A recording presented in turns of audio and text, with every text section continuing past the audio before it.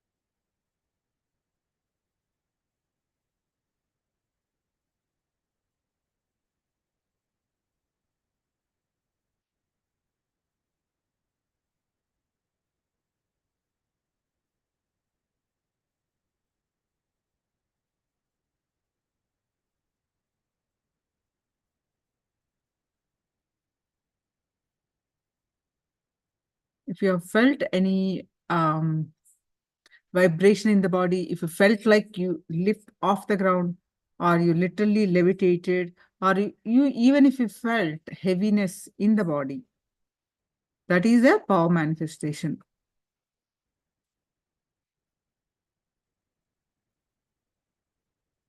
Now, we're going to learn about the power of will to manifest, to live a peak possibility, to live the life, to manifest our reality. What the essential, one of the essential quality that we need to have is the will persistence.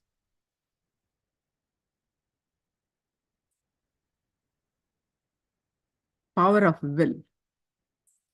And this is from the Kena Upanishad.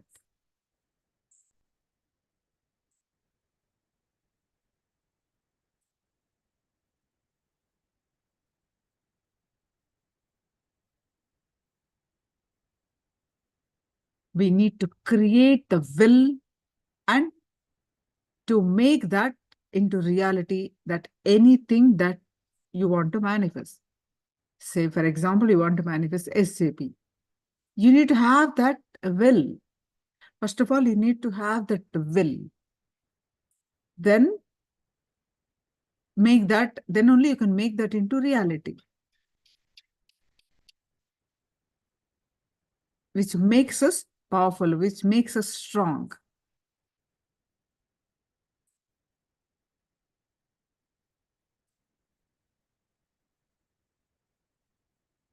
The power of will can manifest anything in life.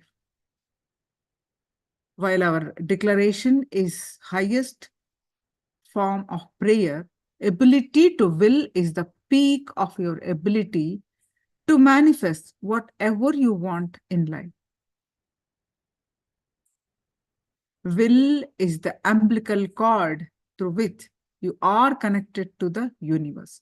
You are your intention. Your intention is your will. So that is like an umbilical cord connection. You and the universe are connected.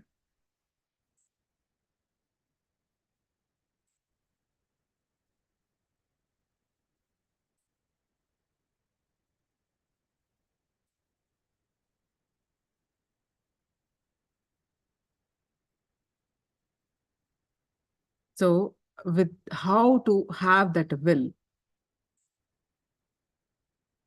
let's understand from Swamiji's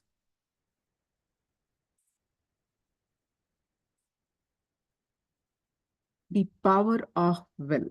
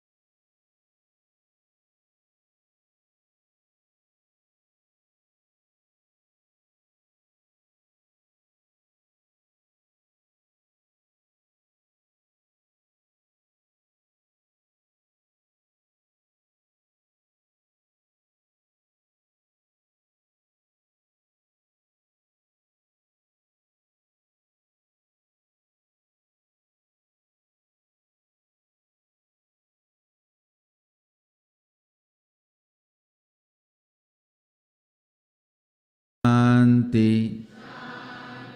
Shanti.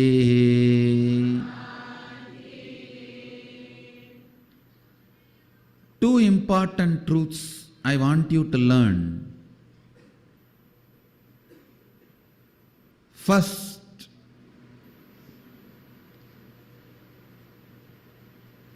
the Vedic way of living, Vedic lifestyle starts with peace, ends with peace. All the knowledge we generated, please understand, we had everything and much more what modern science has produced now. Whether it is jet, plane, rocket, missiles, nuclear weapons, chemical weapons, we had everything and much more. In Vedic age, in Vedic era. But we were very clear, it will be only for peace. It will only be for peace. Understand? We start with peace, end with peace. Whether it is rituals, ceremonies, teaching, knowledge transmission, everything. Knowledge is only for peace.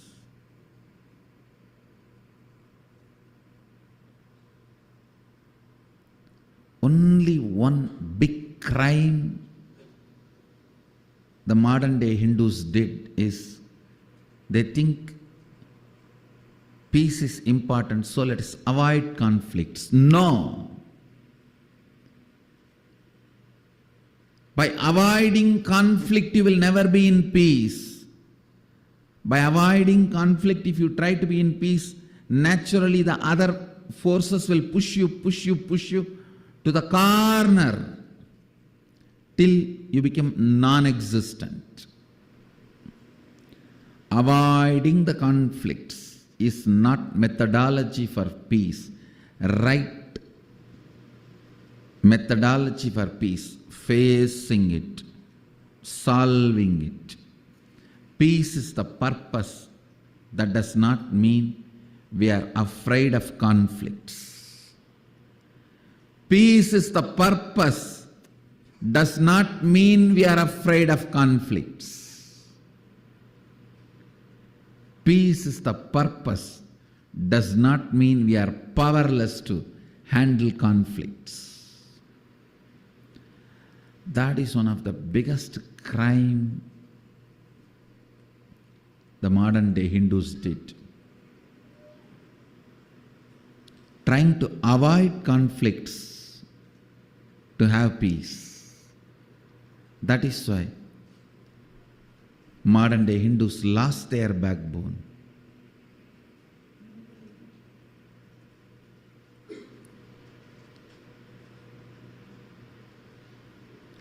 Peace is the purpose, but not avoiding the conflicts, but by facing and resolving it. We start with peace and end with peace. Live in peace does not mean we are weak. No.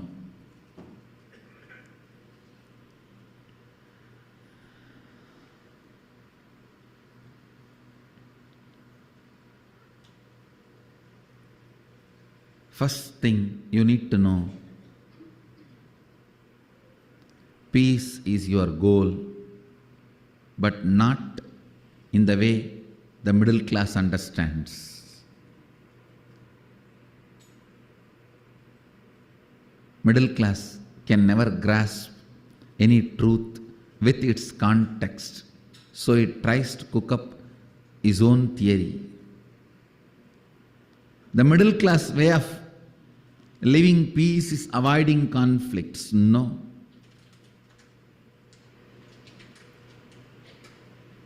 Facing it and resolving it is the royal way of peace. Facing it and resolving it. Facing the conflicts and resolving the conflicts is the royal way of peace.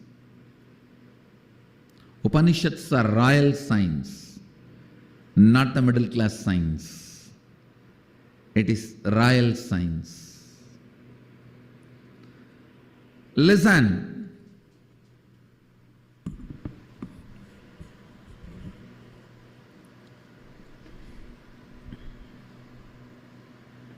First thing you need to know about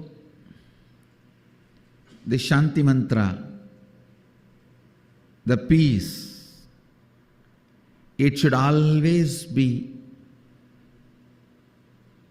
the purpose and goal. Peace of the individual, peace in the family, peace in the society, peace in the community, peace in the country, peace in the world, peace in the universe. That is the goal. But not by avoiding the conflicts, but by facing it and resolving it. But by facing it and resolving it.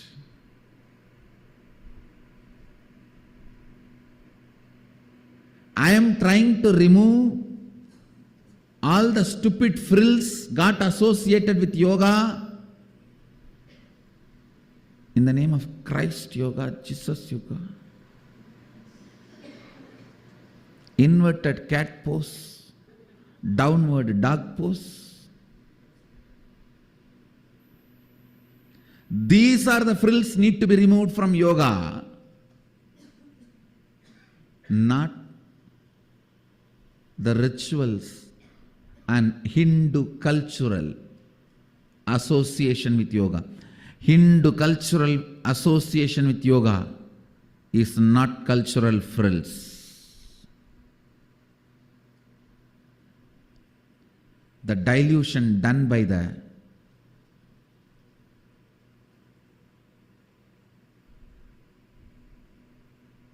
marketers of the yoga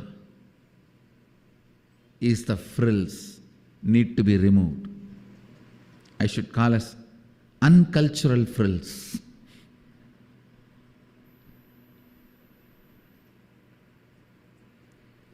Instead of facing the conflict and resolving it, trying to escape from it, that is not peace. Trying to escape from the conflict is middle class mind. Facing it and resolving it is royal mind. Even while facing and resolving, being in the peace is enlightened mind.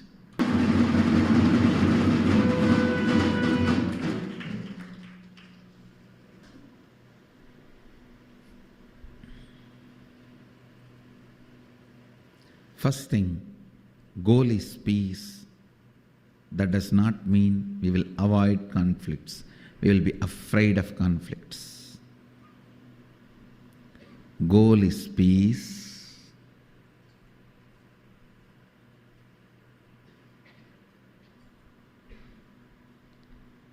By facing and resolving the conflicts. Second thing you need to know, power of declaration. Understand? The last Upanishad, Ishavasya Upanishad, Rishis were introducing the science of prayer to us. Sohamasmi.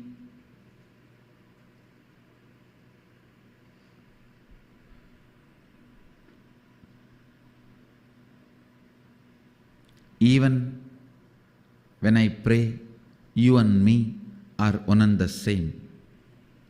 Sohamasmi.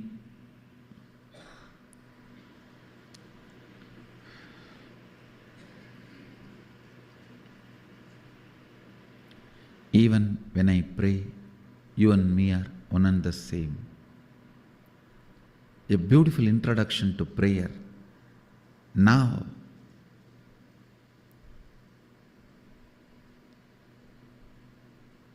Rishis are taking us to the next level. I tell you, declaration is the peak of prayer. Declaration is the highest possibility of prayer. In the prayer, one line of low inner image is retained. You always do the stupidity of putting yourself low to raise God high, which is not required, even though I repeat it again and again and again, to make God great, to put the God on the higher pedestal. You do not need to put yourself down, you do not need to put yourself low, but you don't listen. Always one line of lower inner image is associated with prayer. Unfortunately, that became a trend. So with prayer, it's always strong remembrance of one line of lower inner image, lower self-identity, with the declaration that is not there.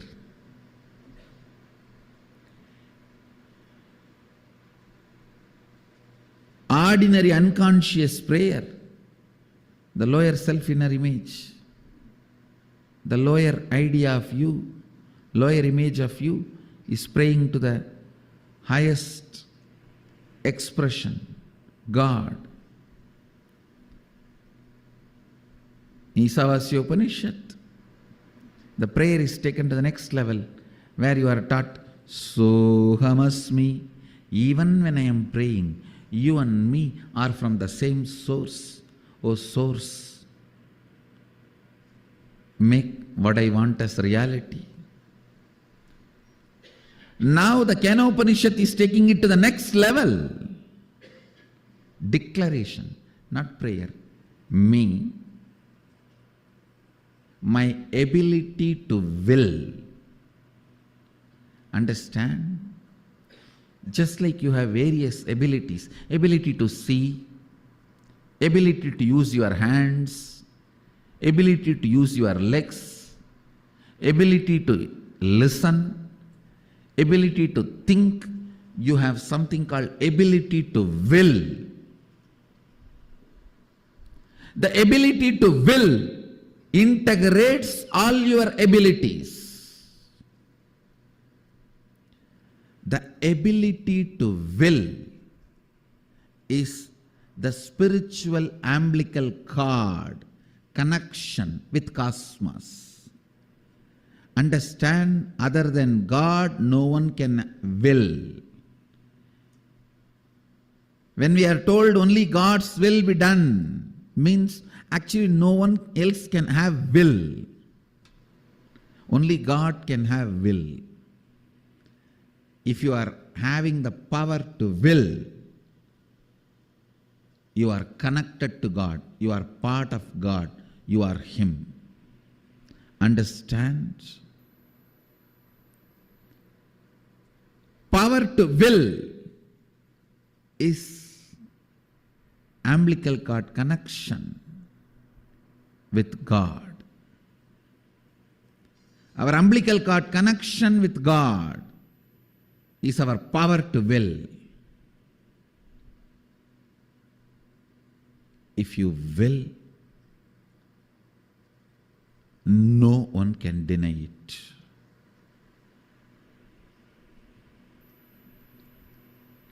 Even God cannot deny it, because your will is bestowed on you by God.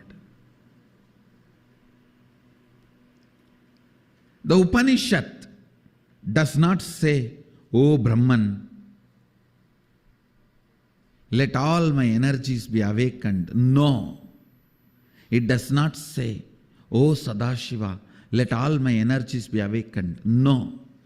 It says, "May my limbs, speech, vital energy, and all senses be fully matured and enriched with strength and energy.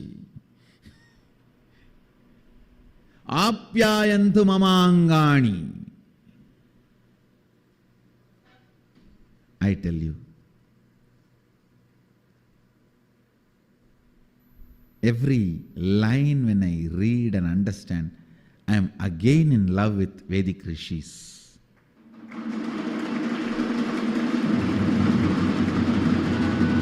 Every time I read a statement and understand, I just fall for them once more. What a unselfish, powerful revelation of truth.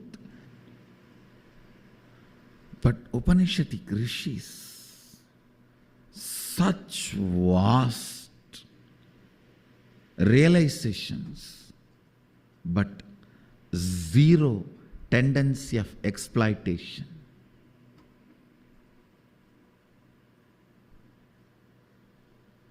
In the modern day, the more you exploit, more you are successful. Especially when I hear these horror stories of doctors coming out and confessing that they falsely diagnose people with cancer, even though the patient has no cancer, just for the sake of selling medicines and false treatment. This is just a horror story. Worse than murder stories, worse than rape stories.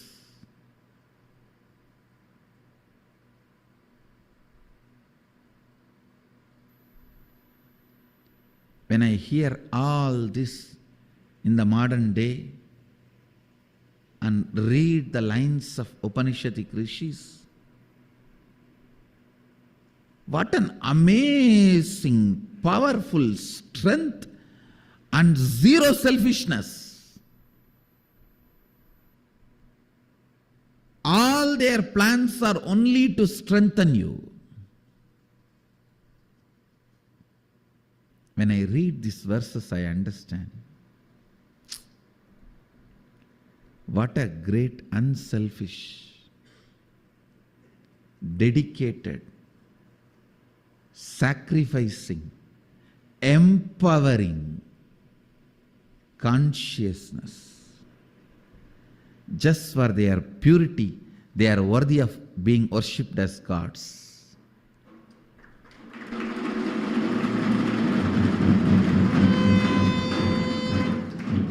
Every time they are only interested in empowering you. Every time they are only interested in awakening the stronger part of you. They are not interested in reminding you your weakness and telling you you are a sinner and keeping you under them. No. They are no way interested in that. The first verse starts with, may my limbs, vital life energy, apyayantu mamangani vakprana chakshu, shrotramado balamindriyani cha sarvani. It does not say, oh God, let my limbs, speech, life, vital energy become strong. No. No. Apyayantu mamangani. I am declaring, may my limbs, speech, life, vital energy, eyes, ears, and all the senses be fully matured and enriched with the strength and energy, because my will is God's will. Mama sangalpa Shiva sangalpamastu.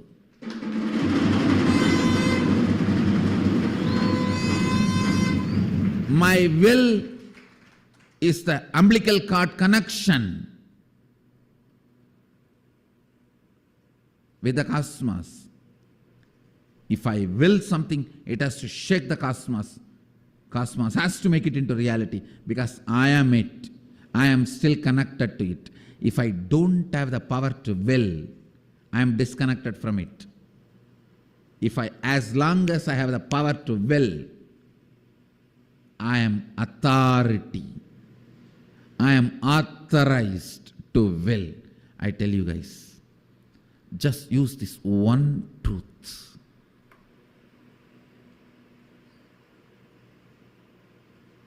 All my temples should teach this prayer, teaching human beings to create the will and make it into reality. You will be so strong, so beautiful.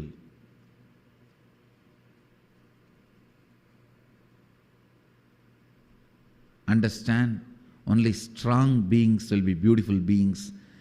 Only strong beings will keep the order in the life. Sometimes people tell me, oh, if all of us can will, all our wills can crisscross and create so much of chaos. No. Strong people create order. Only weak people create chaos. Strong people never create chaos. Strong people create order. Only weak people create chaos.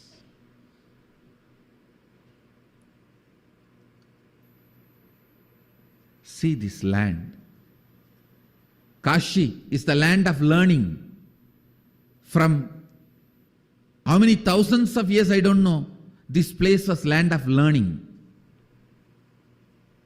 This place is the symbol of Vedic culture. All the learning is only used for peace. All the learning is only used for peace. Strong people create order.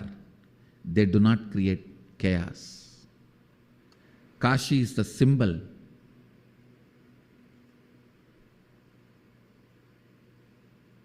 See the whole Kashi. Everything is in order. Only people who don't understand, they think it is chaos. If you understand, everything is in order. All of us live together.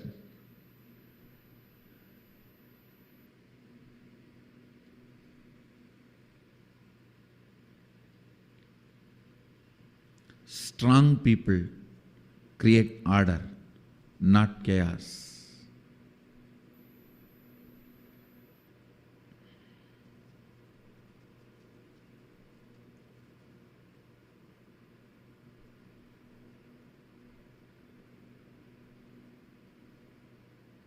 I think yesterday I committed, I'll speak on Upanishads and help you guys to manifest all the powers. I think Sadashiva is doing both the job, because the same science only to manifest all the powers also. This is the same truth. Upanishads are talking in the first verse, and this is the same truth used for manifesting the powers. For manifesting all powers, just you need to declare will. Will means Anya. Anya means third eye. Third eye means Varanasi.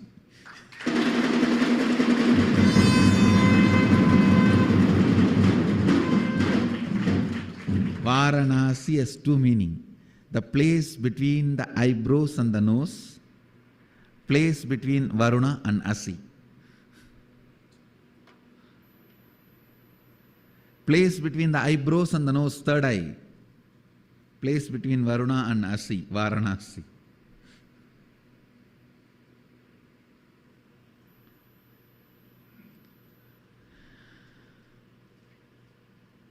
Your will is seated on the Anya Chakra, third eye. Varanasi is the right place to manifest that power, to practice.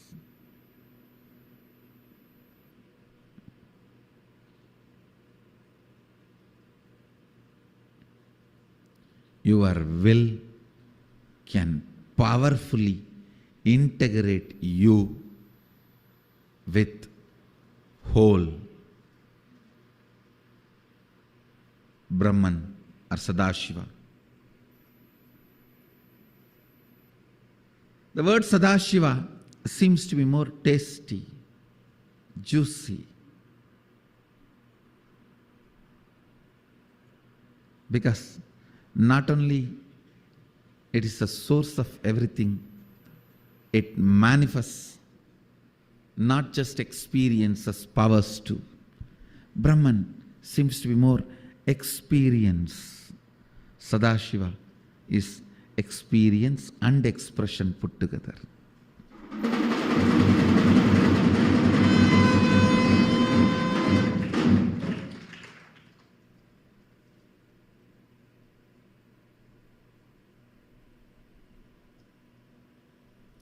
Brahman seems to be shaved face, young boy, okay.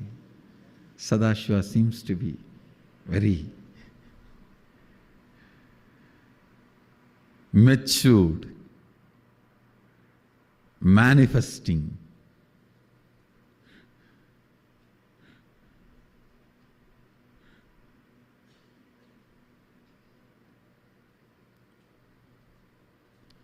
Whether it is Brahman or Sadashiva, will is the umbilical cord through which you manifest. Will is the umbilical cord through which you and Sadashiva are connected. You and Brahman are connected. You and the universe are connected. As long as you have power to will, you have a right to enlightenment.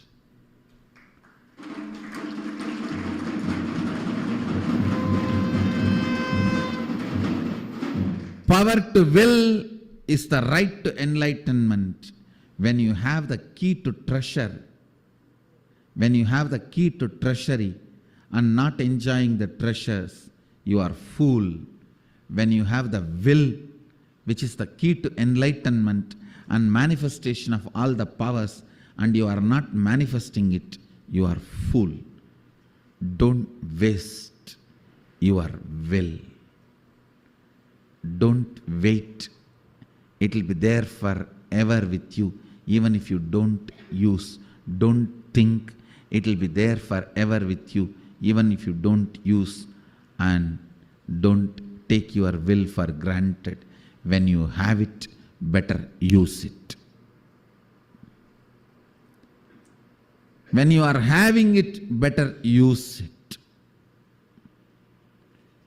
If you don't use it, Sadashiva may think, oh, I think he doesn't need it, and it can be taken away any day. Before it is taken away, use it. Come to Kashi when you have 2 legs to walk. Don't wait for 8 legs to carry you.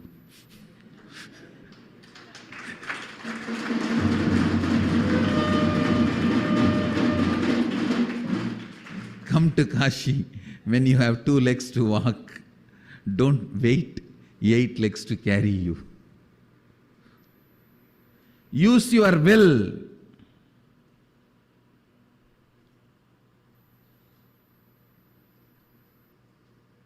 When you are having it.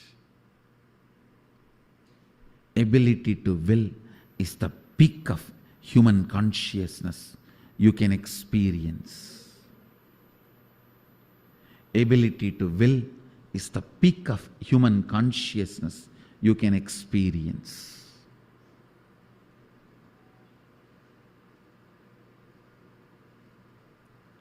For all the disciples and Smash team, this is the one-liner for you guys today. Ability to will is the peak of consciousness. Use it to manifest universe in you. Will is the umbilical cord, connects you and the universe. Don't waste it. Will it and make it. Will it, it will be.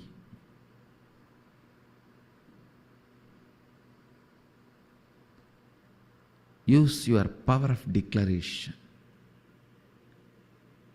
You should use at least next 24 hours and have the understanding about your will, the power of your will. Then I'll teach you this verse which can become reality just by your will. Because this verse is the best will you can create.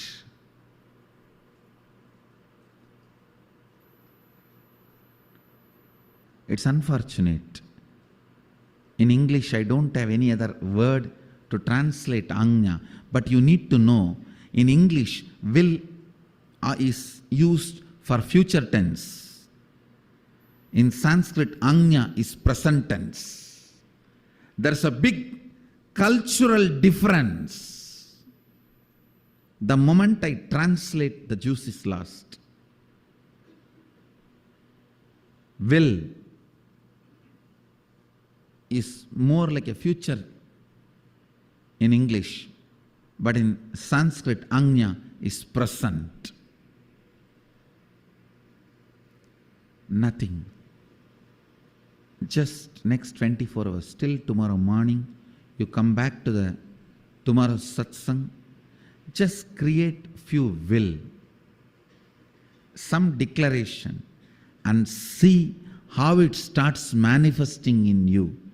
Come back with that experience and confidence. And I tell you, you won't fail, you will only gain confidence.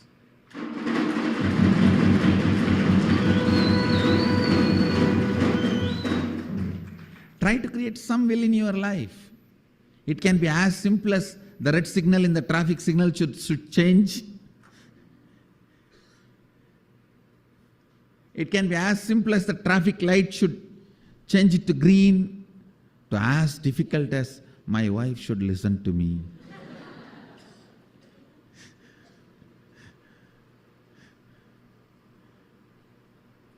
Create a will and see how it manifests and come back with that confidence. And I tell you, once you understand the science of will, so much can be manifested by you. So much of order, so much of love, so much of life can be manifested in you. Please listen.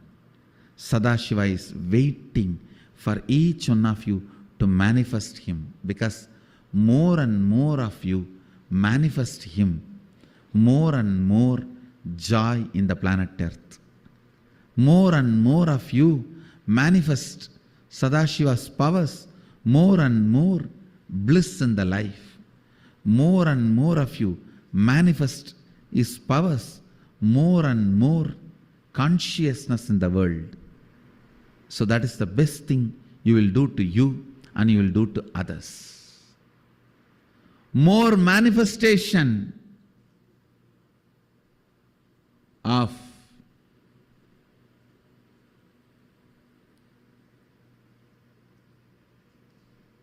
Sadashiva's powers. Don't ever think, oh, I am also trying to manifest, but God is putting a lot of obstacles in the front. No, you are putting the obstacles. He is helping you to remove it. Change your understanding.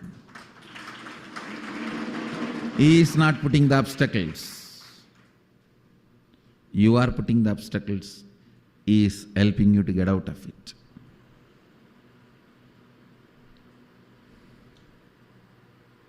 Will. Will. Will.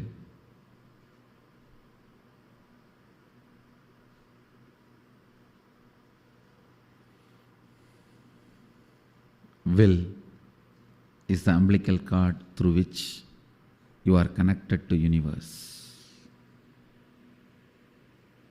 Try, get back to me tomorrow with success, then I'll teach you the meaning.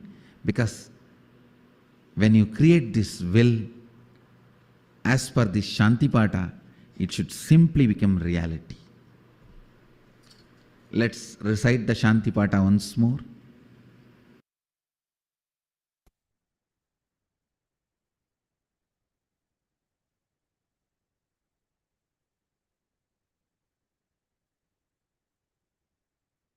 Yes, now,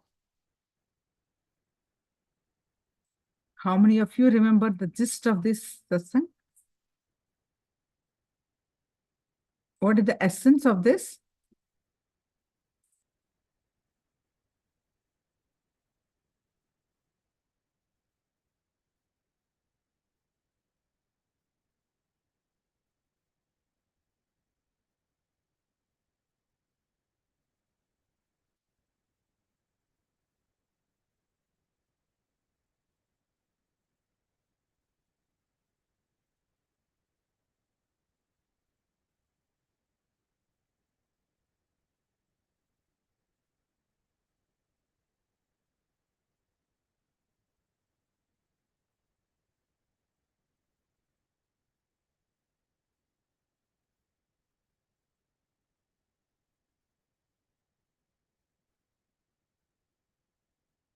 Sohamasmi. Wonderful, Agamapriya. Sohamasmi means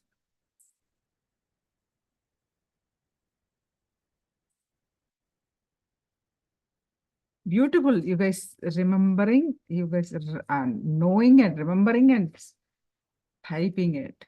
That's wonderful. Means what?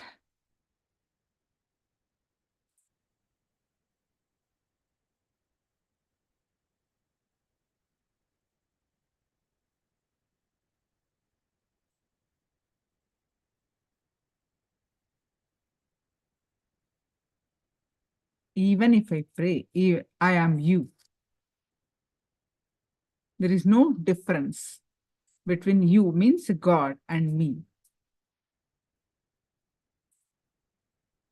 Sohamasmi means I am that, I am you.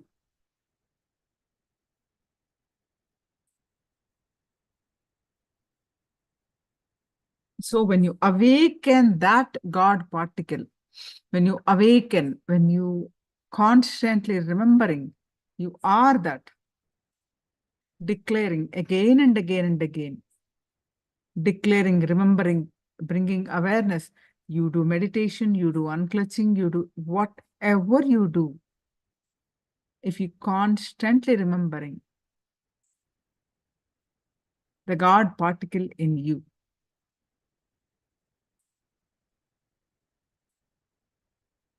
the power and possibility of your God particle.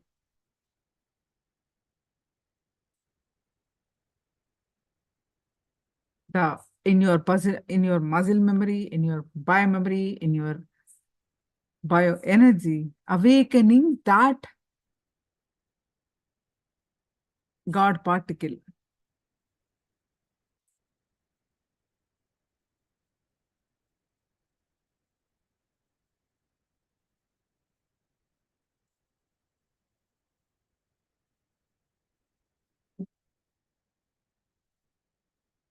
Will manifest your peak possibility, will make you live. This is what is life. Wow, life.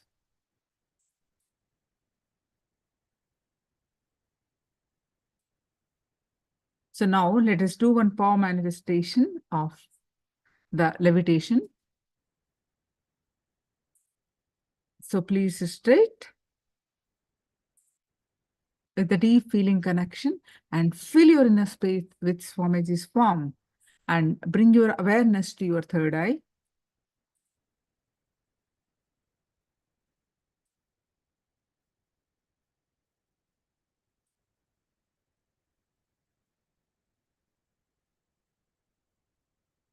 Any thought that are coming, just let it come and let it go.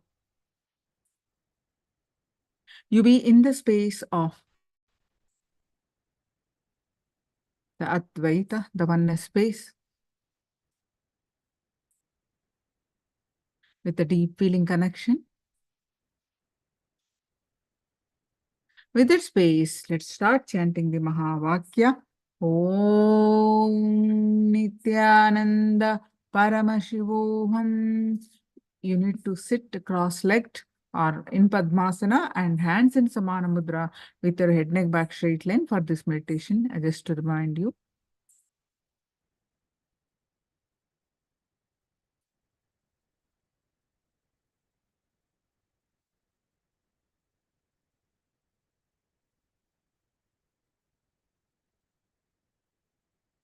Now, start chanting the Mahavakya.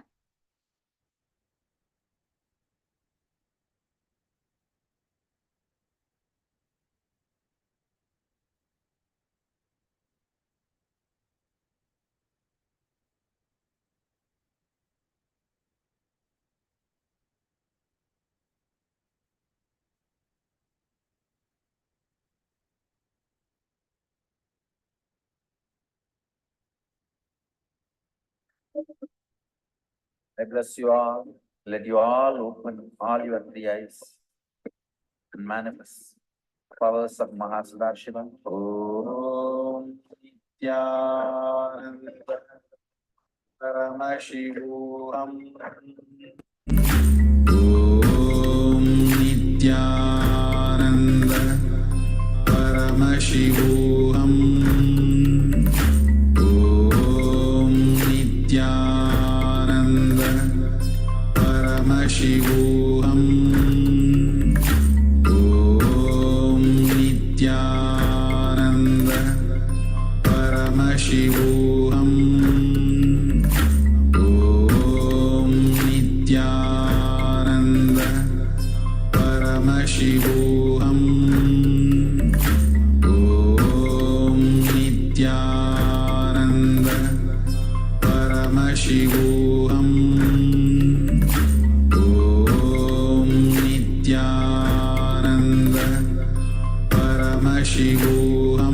Paramashivoham. Om Nithyananda Paramashivoham. Om Nithyananda Paramashivoham. Om Nithyananda Paramashivoham. Om Nithyananda Paramashivoham.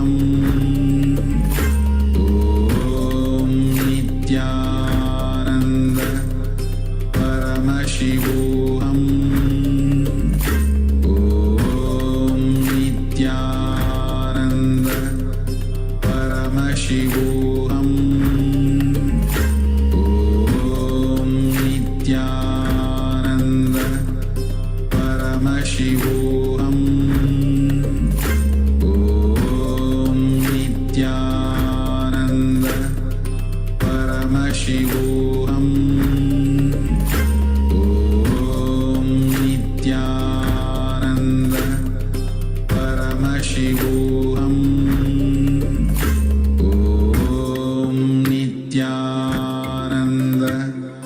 Paramashivoham. Om Nithyananda Paramashivoham. Om Nithyananda Paramashivoham. Om Nithyananda Paramashivoham. Om Nithyananda Paramashivoham. Om Nithyananda Paramashivoham. Om Nithyananda Paramashivoham. Om Nithyananda Paramashivoham. Om Nithyananda Paramashivoham. Om Nithyananda Paramashivoham. Om Nithyananda Paramashivoham. Om Nithyananda Paramashivoham.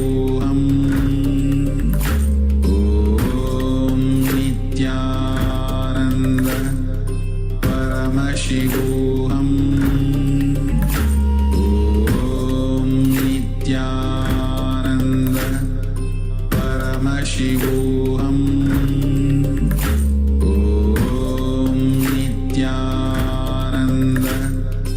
Paramashivoham.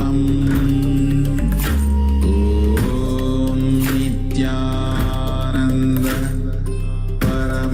Paramashivoham. Om Nithyananda Paramashivoham. Om Nithyananda Paramashivoham. Om Nithyananda Paramashivoham. Om Nithyananda Paramashivoham. Om Nithyananda.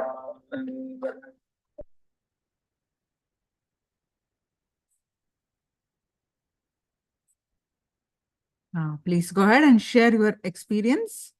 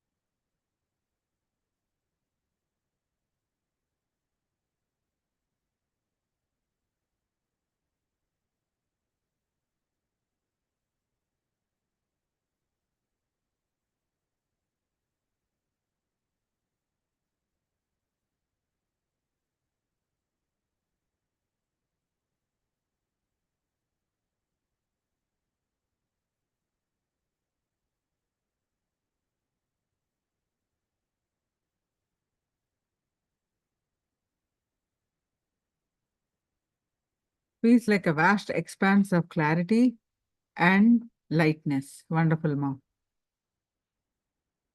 Wonderful. So now, to experience our peak possibility, to experience everything, where again and again for each session, we are learning one thing.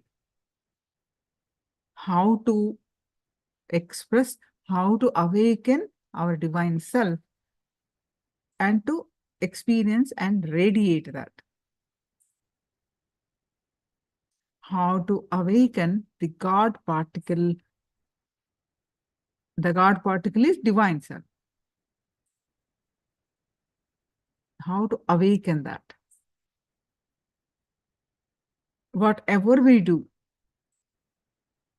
small, simple breathing technique to physical exercise, weightlifting, or Kundalini awakening, a Kriya, all these will help about 20%. But you sitting with the avatar for the darshan and with a deep feeling connection, that umbilical cord connection we just learned, the 80% of the work is done.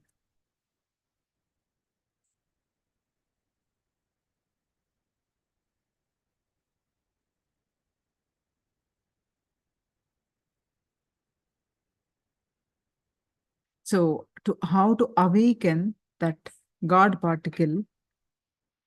So when that is awakened, everything is possible. We live a life. This is what is life. Life is to live your peak possibility. When that is possible, when your God particle is awakened. To live our peak possibility.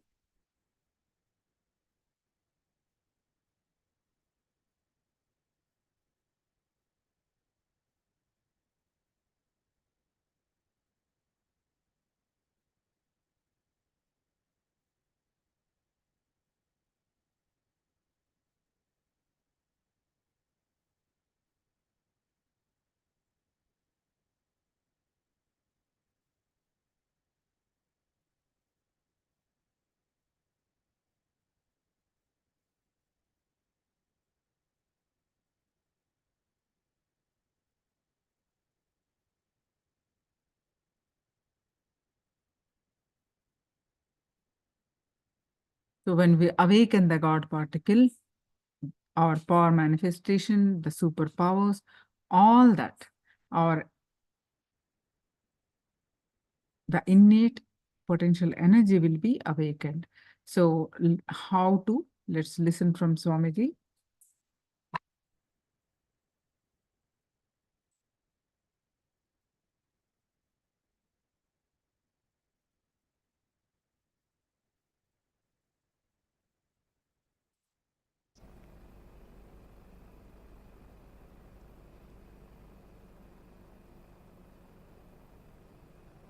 From today till Nithyanandoham, I am just going to prepare all of you for Nithyanandoham.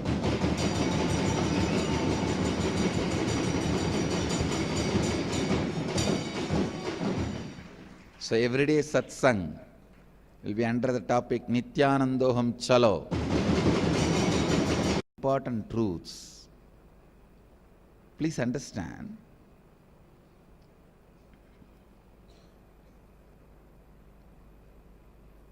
Working on your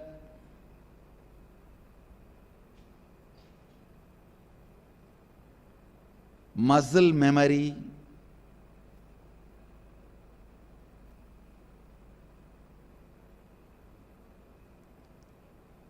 listen, working on your muscle memory awakens your possibilities, not powers. Please understand.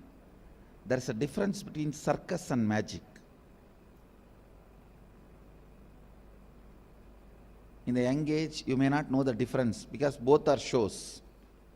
In circus, the possibilities of the human muscles and human body is awakened.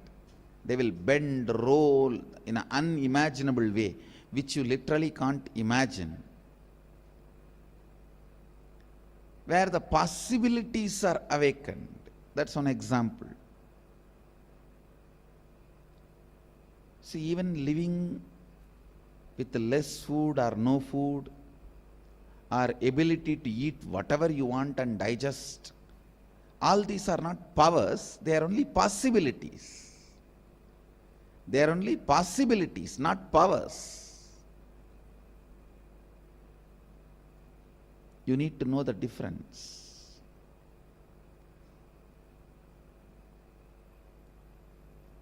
Physical possibilities, physiological possibilities.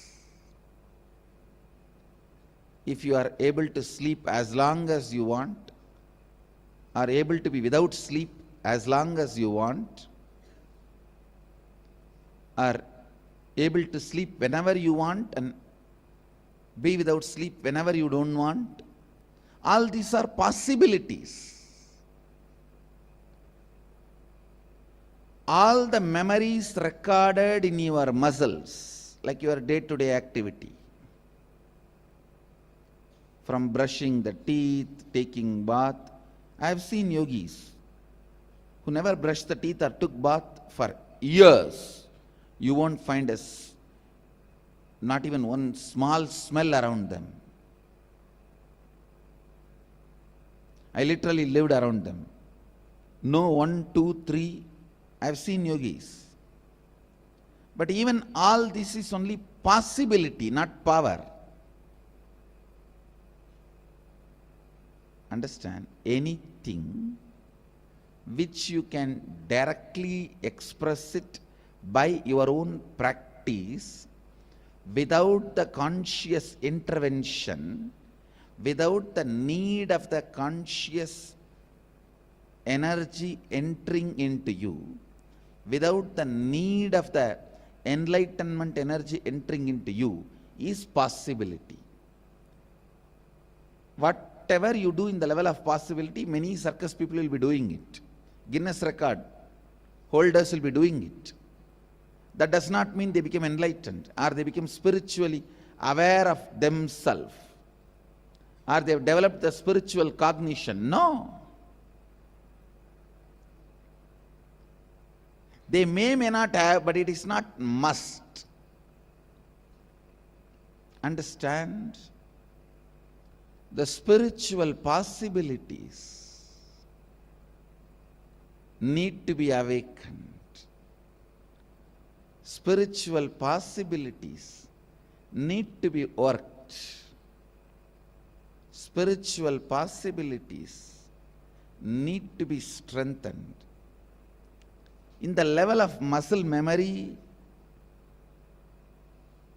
your ordinary possibilities are awakened.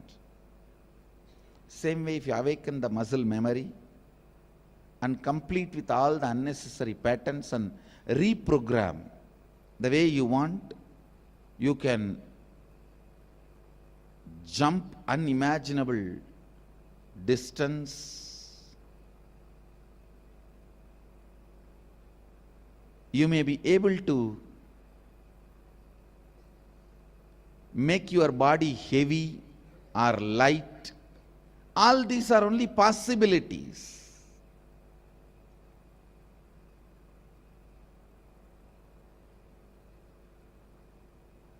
You can be without tiredness and boredom about life. All these are possibilities. But that does not require a spiritual energy. Understand? Awakening your muscle memory and completing with whatever patterns you don't need and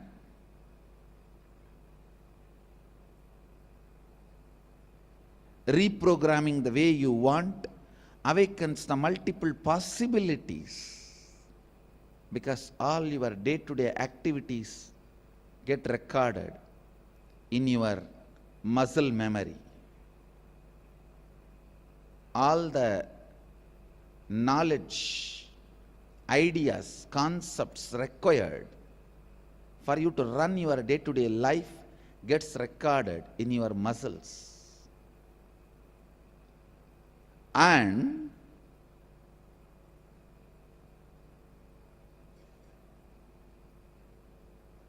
all your cognitions. Cognition means based on which you make decision. Cognition means based on which you make decisions. The cognition about yourself, cognition about the people around you, cognition about life, cognition about God, cognition about world, cognition about money, cognition, the basic cognitions, the root cognitions you carry is recorded in your biomemory. Understand? If you carry the root cognition, whole world is out there to cheat. Everyone will look like a cheat. And you can always perceive anybody as a cheat. Even if Krishna comes down, you can call him as chore. Of course, he waits, just like he waited for Shishubala.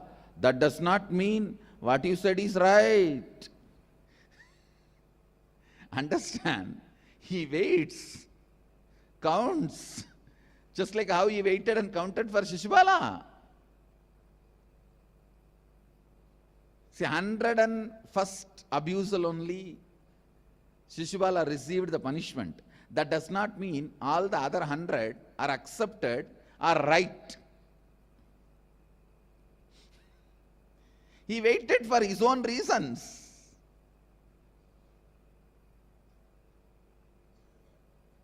That does not mean Shishubala is successful. Shishubala is right.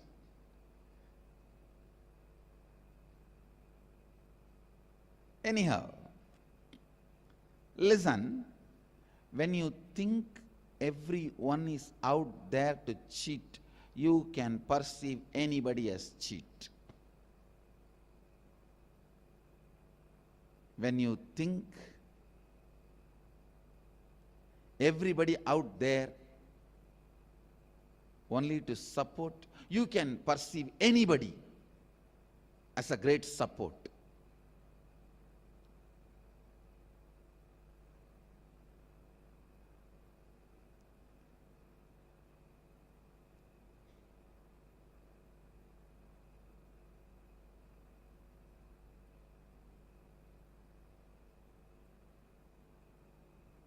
I tell you, the cognitions you carry, the cognitions you carry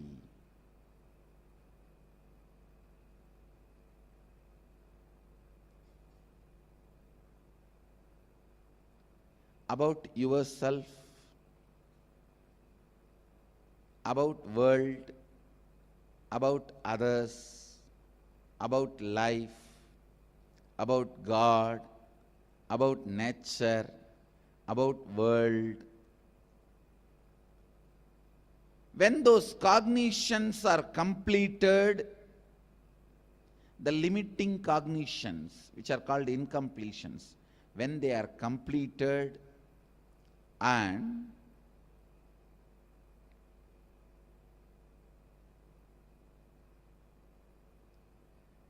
the powerful cognitions are awakened, that expresses powers. Understand?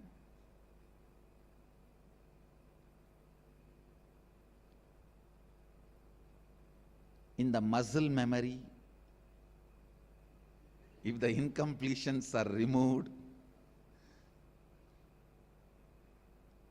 in the muscle memory, if your incompletions are completed, your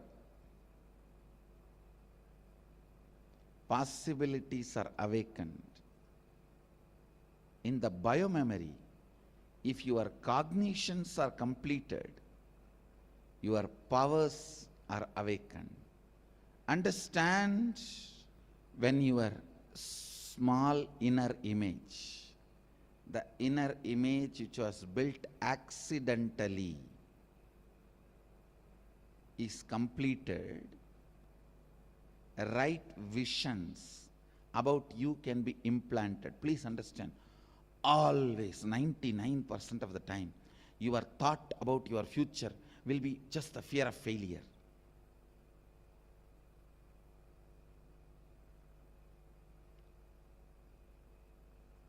Your plan, your vision about the future should be celebrating what you want as reality.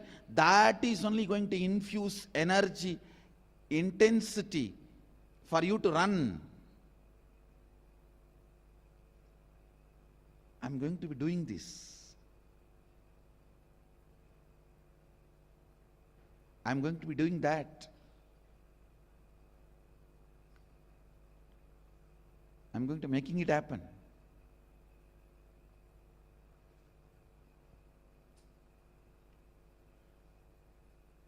Understand possibilities.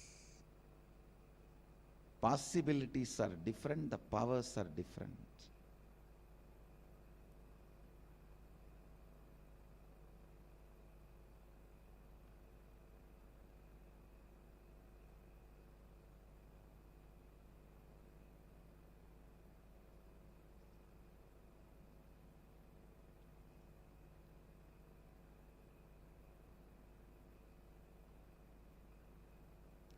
Your low self inner image will always make you think about your future only as failure. When you complete with your lower self inner image, you will start having a vision. Means you just know, I am living to make what I want into reality. Understand that. That only is going to inspire you, make you do what you want. That only is going to push you to make what you want as reality. The moment you complete with your lower self, lower inner image, suddenly you will see not just so many possibilities alone, but powers will start expressing, because in the biomemory level, any completion is done, consciousness is directly opened up. For example, in the muscle memory level, if you stop eating, that does not mean your consciousness will be awakened. Of course, in the Nirahara Samyama, I use awakening your consciousness for your Nirahara. That is different. Don't compare Nirahara Samyama. Any man ordinarily, there are many people in the platforms, because of poverty, they master the art, the body automatically masters. Only once a day they eat, but they survive. And whatever they get in the roadside, they eat, but they digest. That does not mean they are spiritually awakened. The possibility in muscle memory is awakened. And I have seen people sleeping in the platforms, railway platforms, and the city area platforms. It's not that they are spiritually awakened, but their possibility of muscle memory is awakened. Listen, when your biomemory is completed, naturally, directly, it works on consciousness. Multiple powers are expressed. Actually, you just need to complete with the cognition given to you in the young age accidentally that you can't read through third eye. Just you need to complete with that cognition. You will simply open your third eye and start reading. You will simply start doing it. so many things, so many powers will start expressing the moment your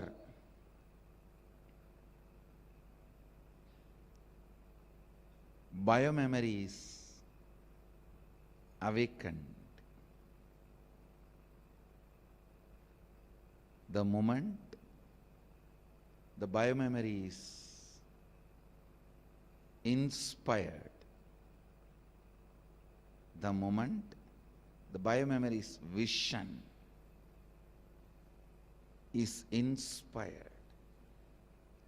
But even awakening your biomemory awakens only your possibilities. But awakening your bioenergy awakens the God particle in you.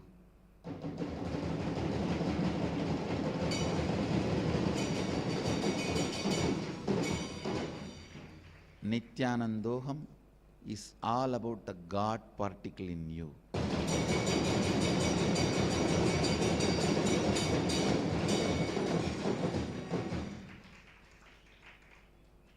Awakening the God particle, reminding the God particle it is God.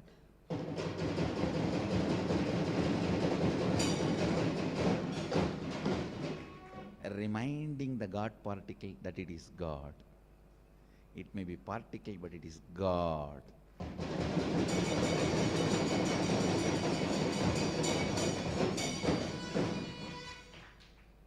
Listen.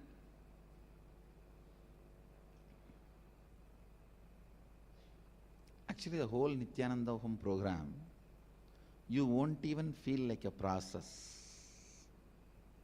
You will not even feel like process. It's just a spiritual vacation with Swamiji, that's all.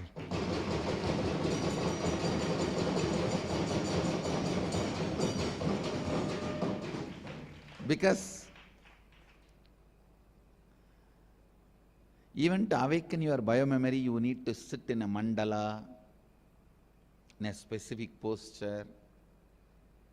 You don't need to control your mind, but you need to be available in the specific mandala and the specific way, in a specific dress, attire, and all that, so that I can awaken your biomemory. Here, nothing is required. You just need to be available, that's all. That is why the Nithyanandaham I have declared that you don't even have to wear the uniform, the white and white or any. It's your freedom. No dress code.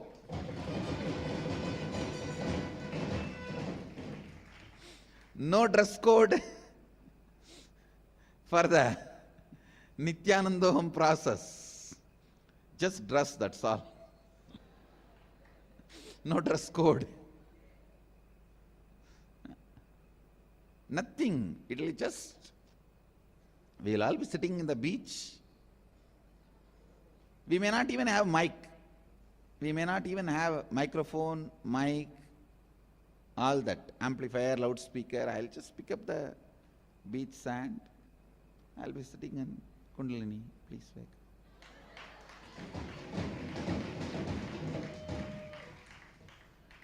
And you will all be surfing on the beach sand. Rolling on the beach sand.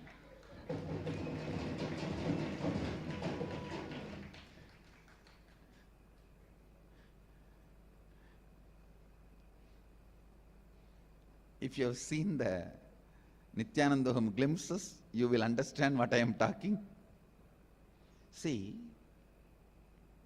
to awaken your biomemory, I used sound and light, means verbalization and visualization. Now to awaken your bioenergy, I am going to use silence and unclutching. Silence is absence of sound. Unclutching is absence of light. Silence is absence of verbalization. Unclutching is absence of visualization. For me, because of the mastery The silence and unclutching has become like a two hand keys in my hand or two ropes in my hand. For you, silence and unclutching is an absence. At the most, you can enter into it and experience it. For me, they are not only absence, they can be used as a tool or a weapon. I can just pick up the silence and unclutching like a rope.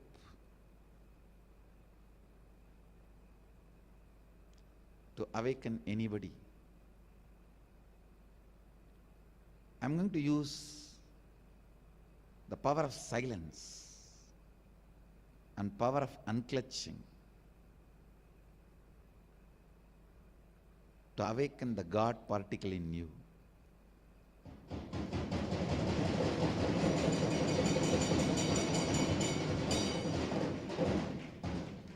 Just the one glimpses session, hardly 1 hour we had a process. In that so many people are saying their third eye is awakened, they are able to do blindfold reading.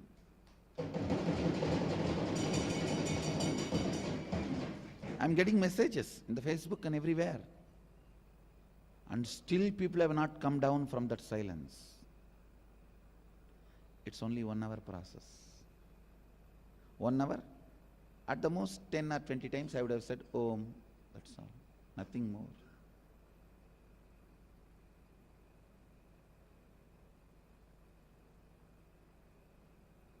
Nothing more.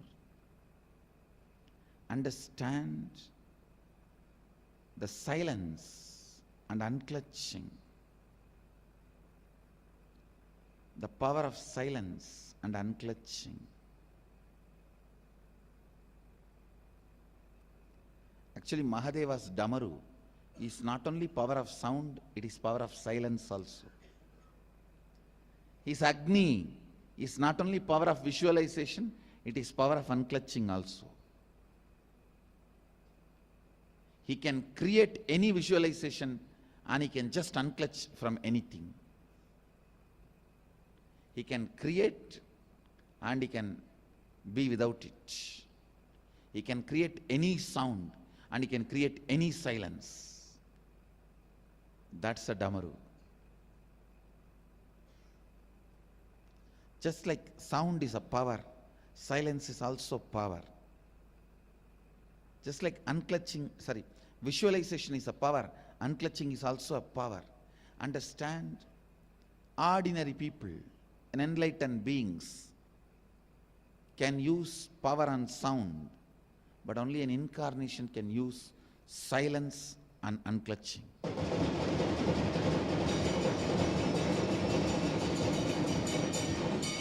Because it is too subtle, please understand.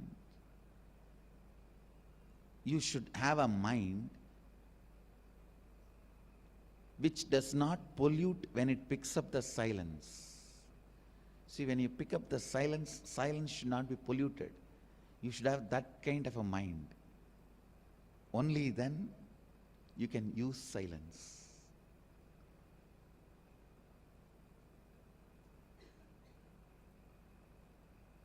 Try to understand. Your mind should be such, it should not even pollute the silence when it picks it up and throws or uses. Means your mind should be in utter silence. In that silence, it should be able to do, move, and make what it wants happen.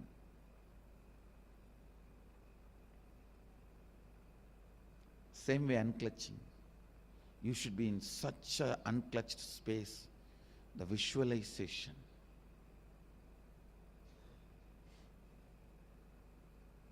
The visualization, any visualization, just you can unclutch. And your mind should be so pure, it doesn't even pollute unclutching when it is picking up the unclutching. Even if you visualize unclutching, it is polluted. Even if you think about silence, silence is polluted. The moment you use the word silence, it is no more silence. The moment you use the word unclutching, it is no more unclutching. Person who is able to be silent without using the word silent only can use silence. Person who is unclutched without using the word unclutched only can use unclutching. If you want to literally see the drama of Mahadeva, Leela of Mahadeva, what he does with the power of silence and power of unclutching, Nithyanandoham chalo.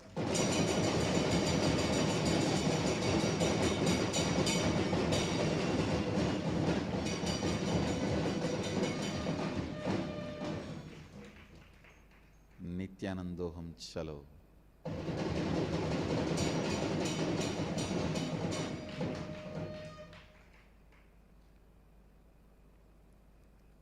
It is not just about the powers you will express.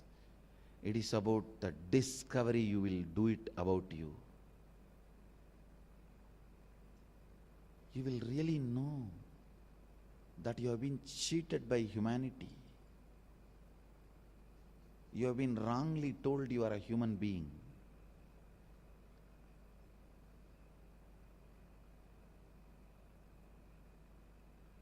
You have been wrongly introduced to you about you.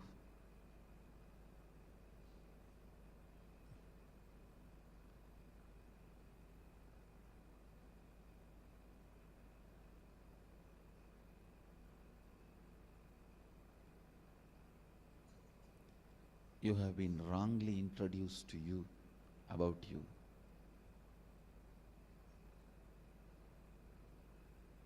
Understand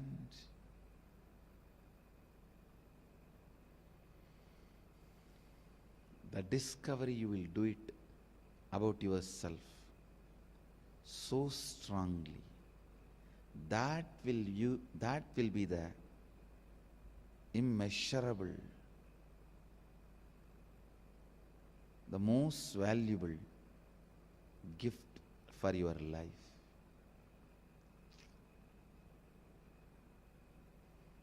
The way you wake up to you,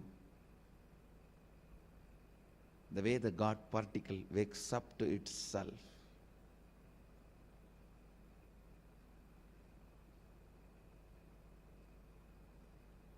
the way Sadashiva just remembers himself and his own existence.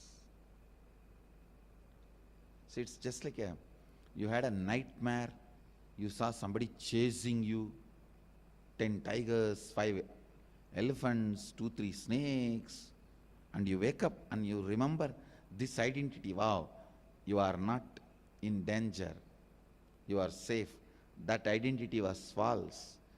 The way you wake up and remember, exactly the same way. When you wake up, how you feel relieved, exactly the same way you will wake up to your God particle.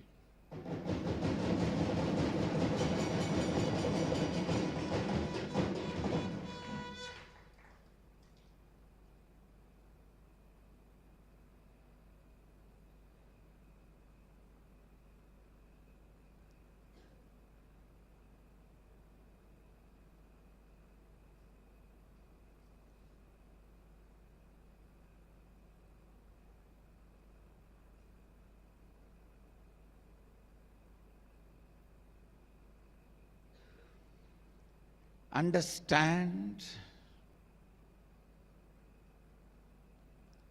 when you wake up to the God particle, you won't tolerate even your own shortcomings. You won't tolerate even your own inefficiency. You won't tolerate even your own incompletions. That is life. Somebody asked me the other day, Swamiji, you don't tolerate even 1 inch of somebody's incompletion, inefficiency. I told them, hey, I don't tolerate even my own incompletion or inefficiency. Where is the question of tolerating somebody else's? The man who does not tolerate his own incompletion, his own limitations, his own inefficiency, is leader.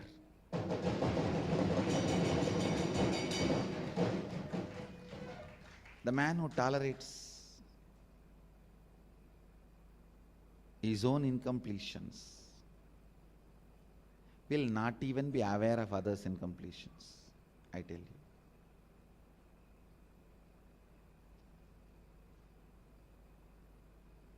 So every day you can send any questions you have about Nithyanandoham or these great truths I am revealing. I'll continue to answer. And I also, too many requests and pressure that people wanted to spend one day with me in the island. The deadline was 3rd November, so I'll extend it to 48 hours. I'll directly intervene and extend it to 48 hours. 48 hours more, you have time.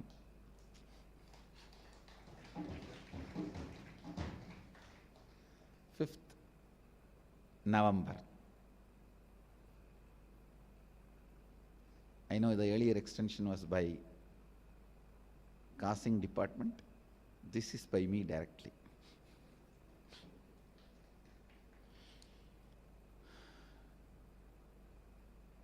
And I bless you all, let you all radiate with integrity, authenticity, responsibility, enriching, causing, living Advaita, the eternal bliss. Nithyananda, thank you. Be blissful. Nithyananda Dhyanapītam, Nithyananda Nagar, off Mysore Road, Bidadi, Bengaluru. Phone 08027279999. www.nithyananda.org. www.youtube.com/lifeblissfoundation.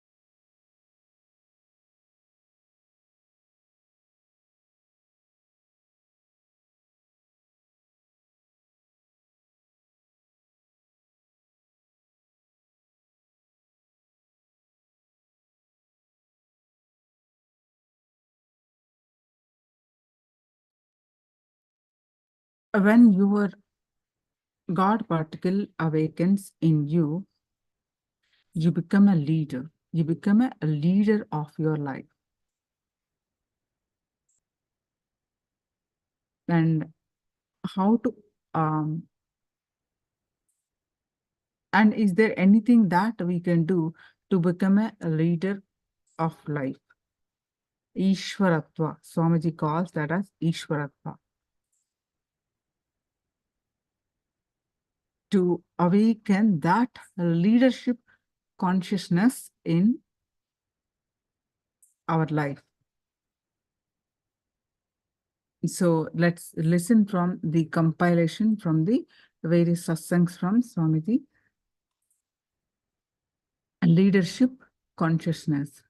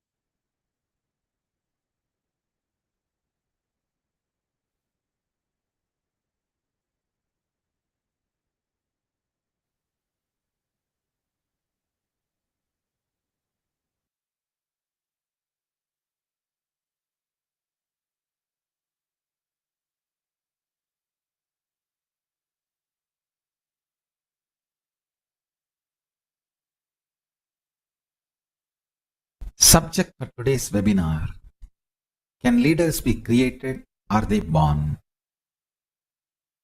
Listen, both.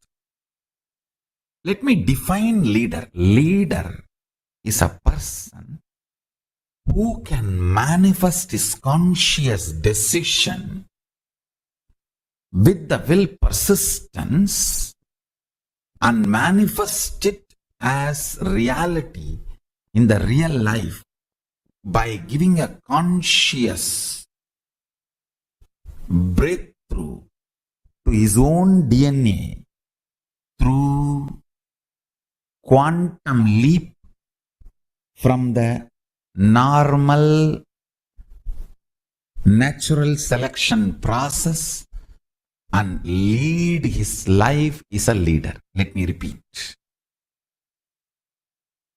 Your DNA goes through a natural selection process called growth. Leader is a person who can use his conscious decision power, will persistence, and give a breakthrough to the slow growth natural selection process, a quantum leap, manifest what he wants as a reality in his life. He's a leader.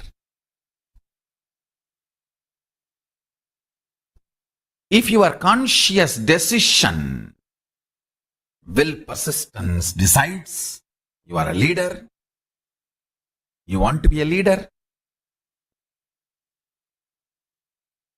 you are going to manifest. What do you want?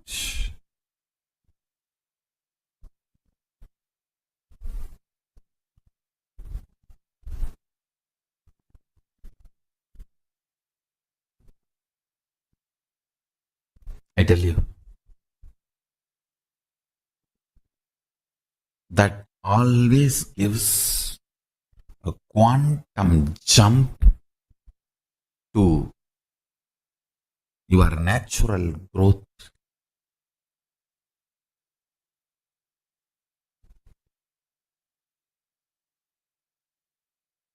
Natural selection process.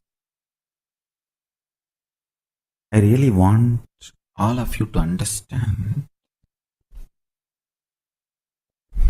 I really want all of you to understand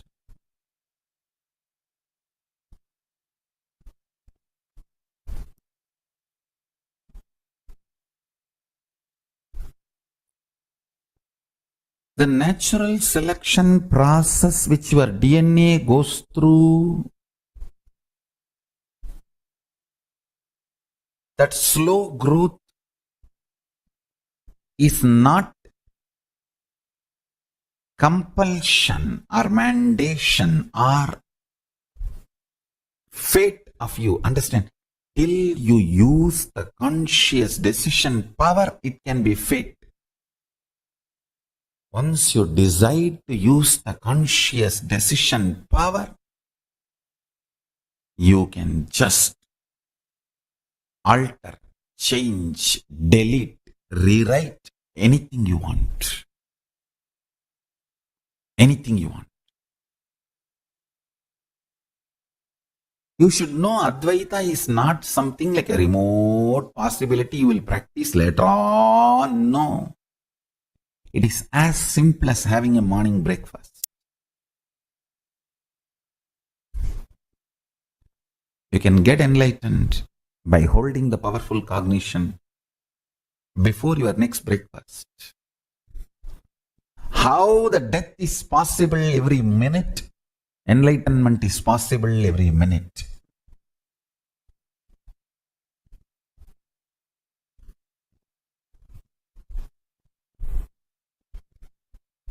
Enlightenment is the purpose of life, and listen carefully. Is such a good person, good being. Real non-violence comes by powerful cognition. I want all of you to hold on to that powerful cognition. You are Paramashiva. Even with you, behave as Paramashiva. Even when you are alone in your bedroom, talk to you as Paramashiva. Behave with yourself as Paramashiva. Demand yourself to be Paramashiva. You will be so integrated to his principles, his vibration. Cosmos will feel so good about you. You will feel so good about cosmos. That is what I call leadership quality. Feeling so good about you and the world and life and everything is leadership. You will feel Brahmanyam Bhagavutratam. I am the favorite chosen one of the cosmos. Brahmanyam Bhagavutratam. I am the favorite chosen one of the cosmos. I tell you. Feeling that is what I call leadership quality. That can happen just by holding on to the truth. You are Paramashiva.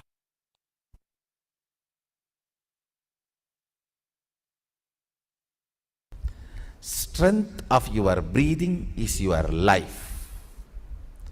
Strength of your breathing is your energy.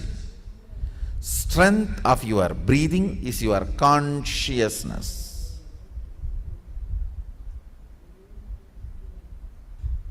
Strength of your breathing is your attention span.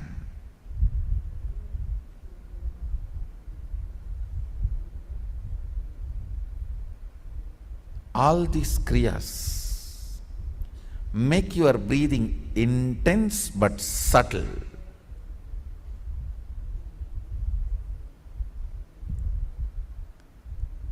When your breathing is made intense but subtle,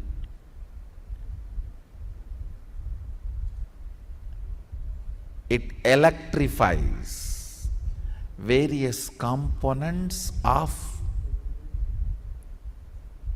your brain. Understand? There are certain pranayamas. It expands your lungs capacity. It expands the Anahata chakra's power. Means ability to include large number of people in you without judging. Understand? more and more you judge, more and more you exclude. Ability to include without judging is expanded through certain pranayamas. That is why yogis are always become very loving people. But bondhus, buddhus, there is a next level where you form judgments but you include them. When certain components of your brain is awakened, it's not that you don't form judgments. You form judgments, but you don't include them. You don't exclude them, you include them. Having proper judgments and including them without excluding them is leadership consciousness.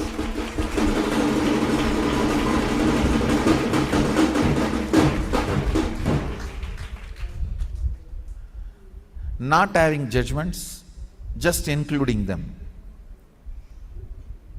you become such fool. Foolishness is not Bholenatha, understand. Sadashiva's name Bholenatha does not mean he is fool, no. He is in such space, never excludes anybody, but he has a right judgment about everybody.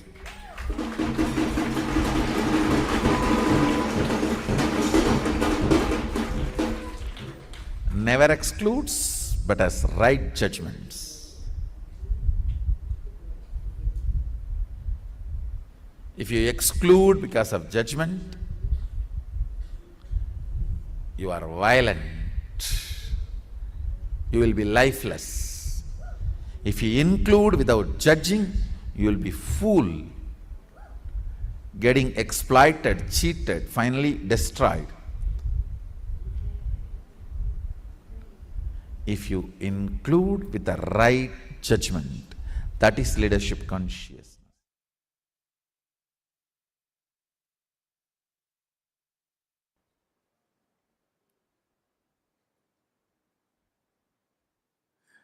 Understand, if you have the attitude of why me, even if you are world's richest man, you will not be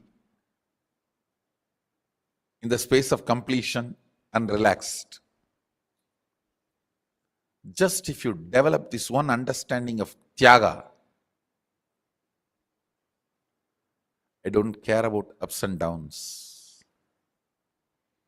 My conscious decisions and conclusions are my life. That's it. That's it.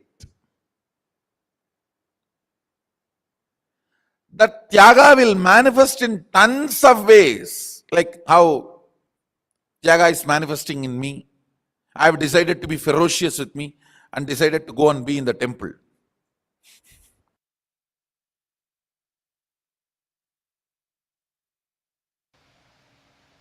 Whether it is small or big, only if you make decisions for yourself, you will be complete.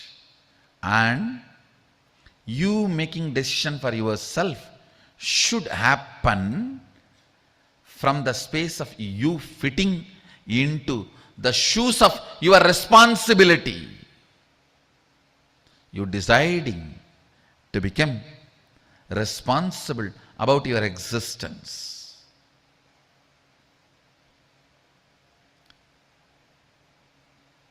Understand, you deciding to become responsible about your existence, you deciding to be complete about your responsibility, this too makes Ishwaratva happen in you. Understand? Nothing. There's nothing to be achieved in the life other than living Sadashiva and making the world live Sadashiva. Everything else is simple waste of life. Waste of life. You are born deluded into the concept of money, and you run, suddenly collapse. Whether you are successful in saving or not unsuccessful in saving, whether you had it or did not have it, both doesn't matter. You have not even done some good to somebody.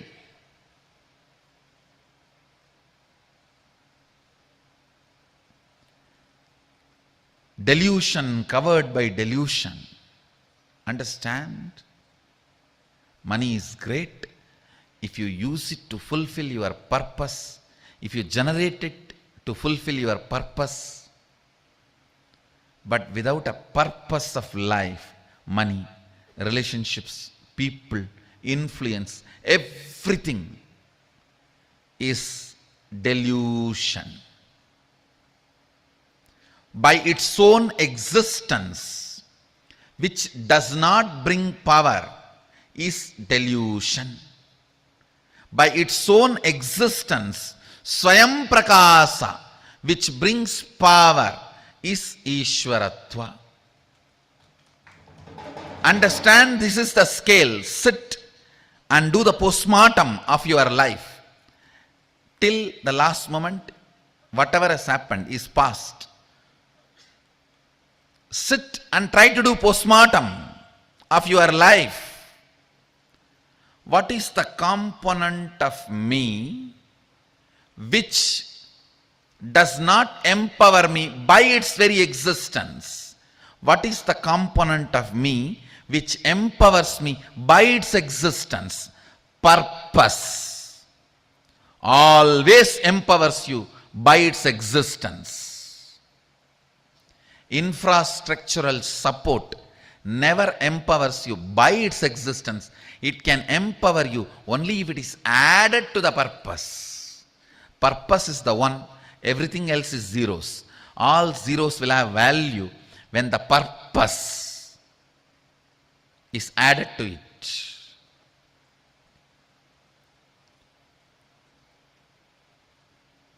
Be responsible for your purpose of existence. Understand?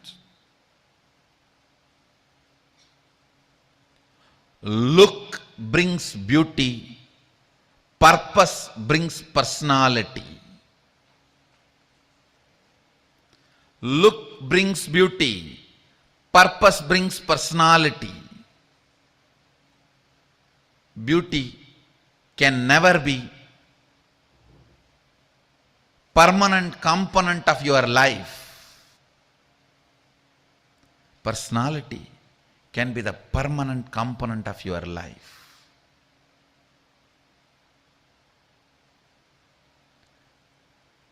The relationships which are built because of your personality are the most stable, permanent, empowering relationships. The relationships which are built because of your look will collapse the moment look changes. Look changes every 24 hours. Forget about 24 hours. The distance changes look. From distant looks,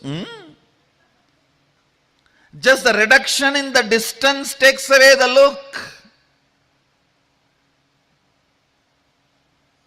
So all look-based relationships, look-based decisions will bring powerlessness and instability into your existence.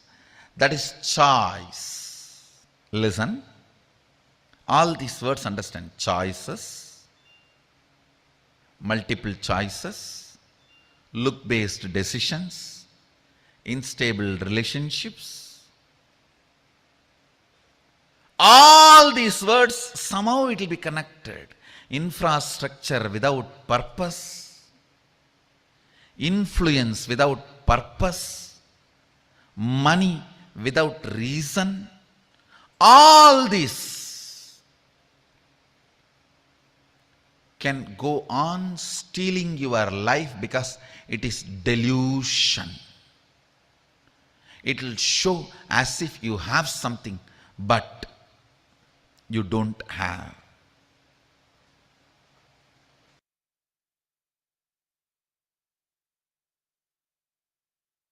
The horses in the army which runs in the front always wins and comes back. Which are in the behind and gets pulled, dies before even going to the war field.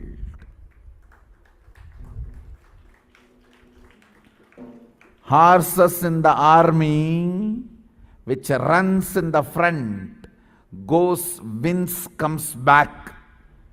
The horses which are behind gets dragged and pulled, does not want to come, dies before even going to the war field.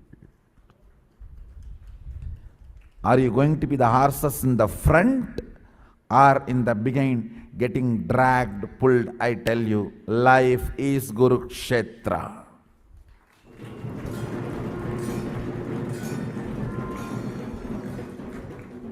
If you decide to be responsible, you are the frontline horses.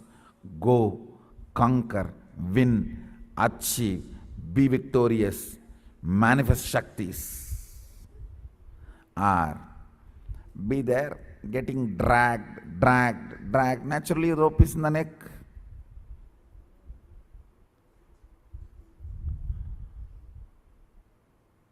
Pulled, dragged. Death before even reaching the war field. Unit of life is responsibility. Based on the responsibility you cognize, powers are manifested in you. Understand? Not the cheating. In responsibility also you have an inner image responsibility separate, outer image responsibility separate. Outer image responsibilities, everyone should become Sadashivatva. Inner image responsibility, let's have a big beach house and vacation house and sleep.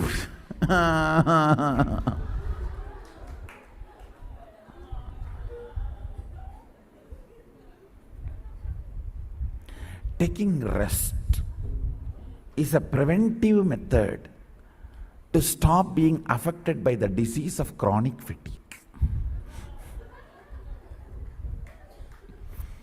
So before the tiredness disease attacks me, let me take preventive measurement of taking rest.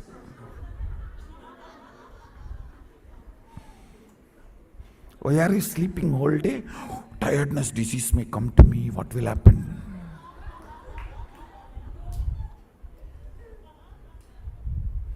Let me take rest and stop tiredness coming to me.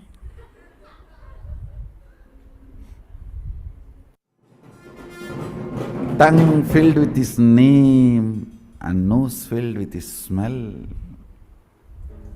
skin filled with his hug.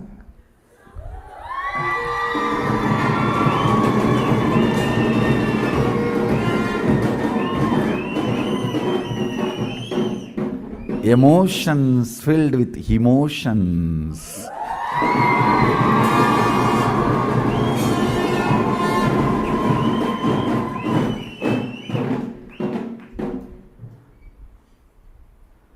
Nyasa means purifying. That is why Anganyasa, Karanyasa. Sannyasa means purifying everything. Sarvanyasa is sannyasa.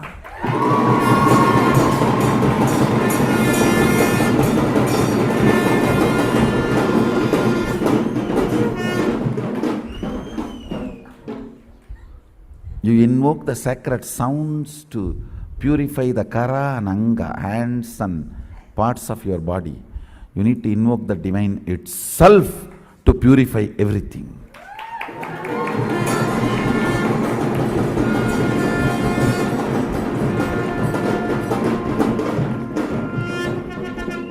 your will filled with His responsibility.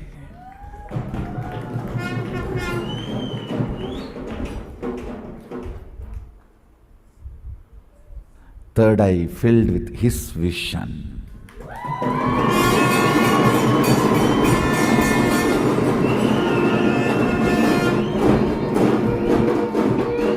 Two eyes filled with His vision. Third eye filled with His vision.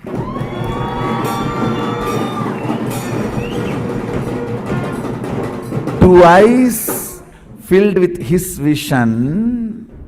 Third eye filled with His vision.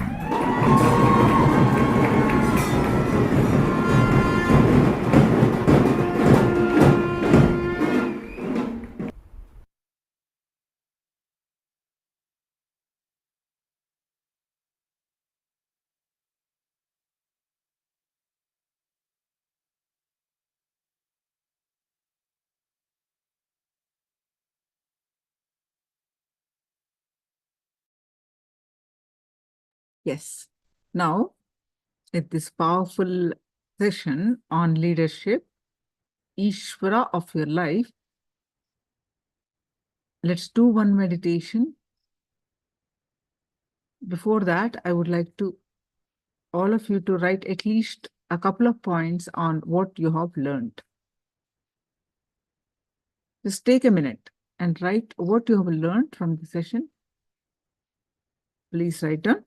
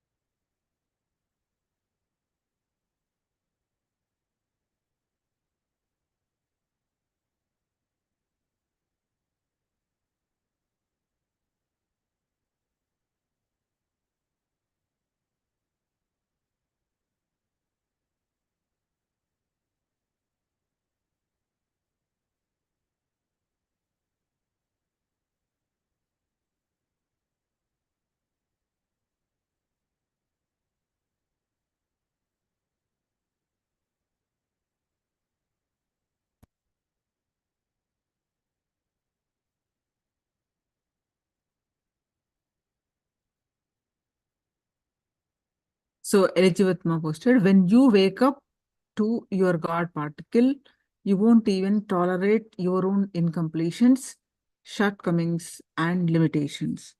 You will be a leader. Nice, mom. Now, leaders, let me summarize from this session. Strength of your breathing is your life.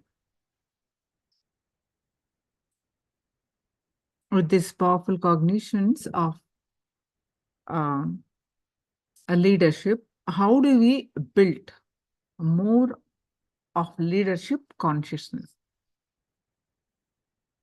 To the strength of your breathing is your life. Leaders are born sometimes, made many times. Your conscious breakthrough capacity is powerful enough to have the life that you wanted to manifest it in you.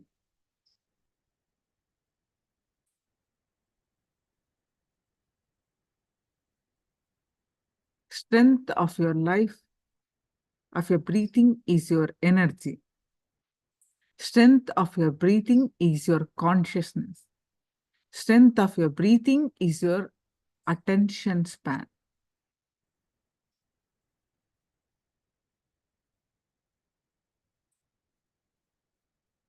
Nana posted, with the right judgment and tolerance is the sense of leadership.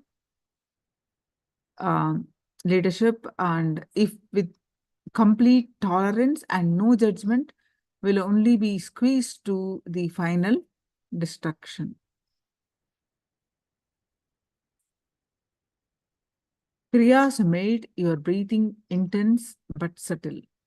When your breathing is made intense but subtle, it electrifies various components of your brain. Ability to include without judging is expanded through certain pranayamas.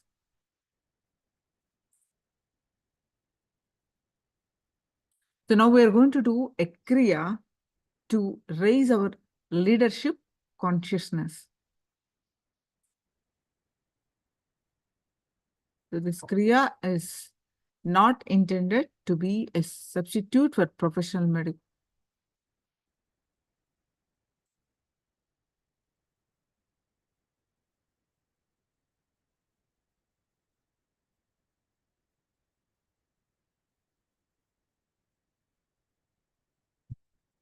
Breath awareness posture. This is the one that we are going to do now. You need strong awareness to work with this method. First thing, cast the right place for you. Be completely relaxed. Don't be tensed. But you can't sleep either. You can't lie down. If you wish, you may sit on a chair, or otherwise you can sit on the ground. First, listen to these instructions. Please close your eyes and tie the eye bands. Sit in a very relaxed way. Release all tension, and there should be no tension around the navel area. Let your navel region be completely relaxed. Do not change the pattern of breathing by force or by will. Just bring in awareness, that's all.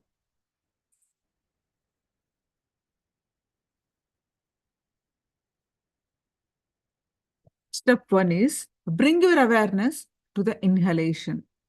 Do not lie down, just sit. Bring your awareness to the inhalation. Don't change the breathing pattern by force or by will. Just be aware of what is happening by being aware. If the breathing changes by itself, then it's okay. Okay, so you'll be spending some time with this breathing, your awareness, the inhalation. Step 2, be aware of the gap between the inhalation and exhalation.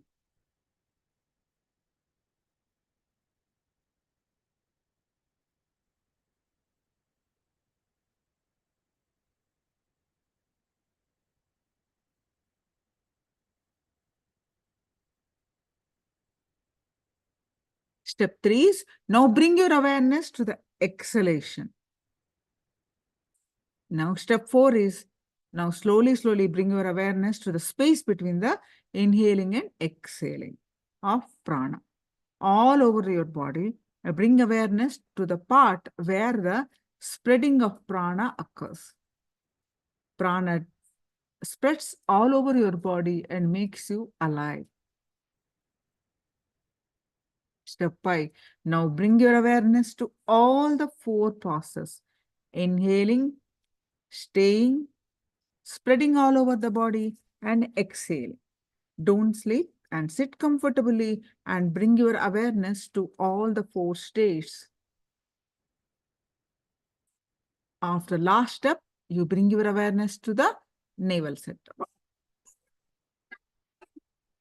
Step 7, bring your awareness to all the 5 movements: inhaling, staying, spreading, exhaling, and cleaning.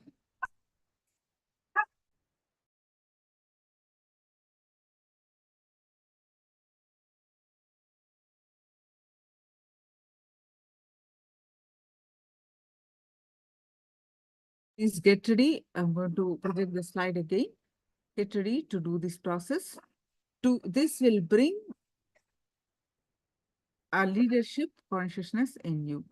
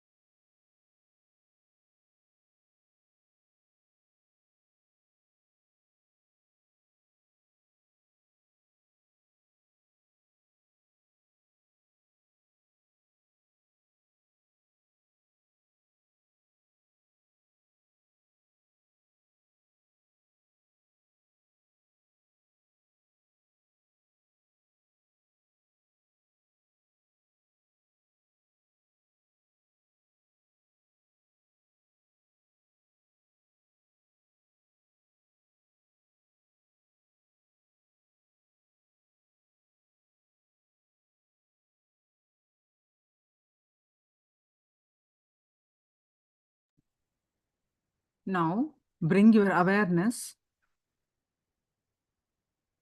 to exhalation and slowly bring your awareness to the space between the inhaling and exhaling and feel the spreading of prana all over the body.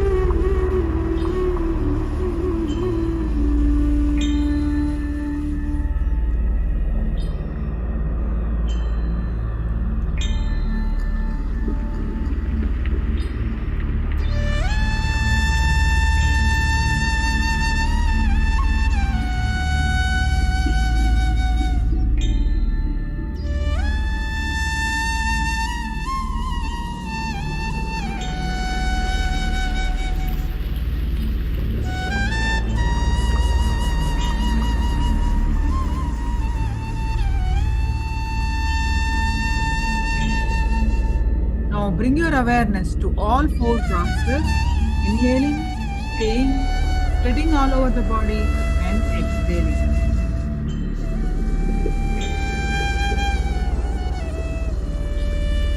Then after that, bring your awareness to the navel center.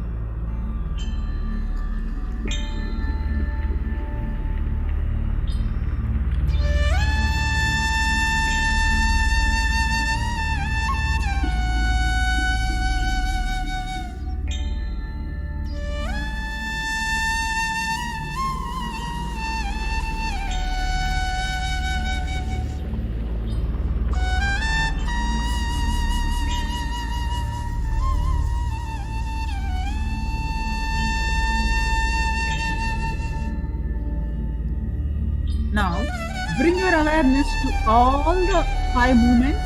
Inhaling, staying, spreading, exhaling, and cleaning.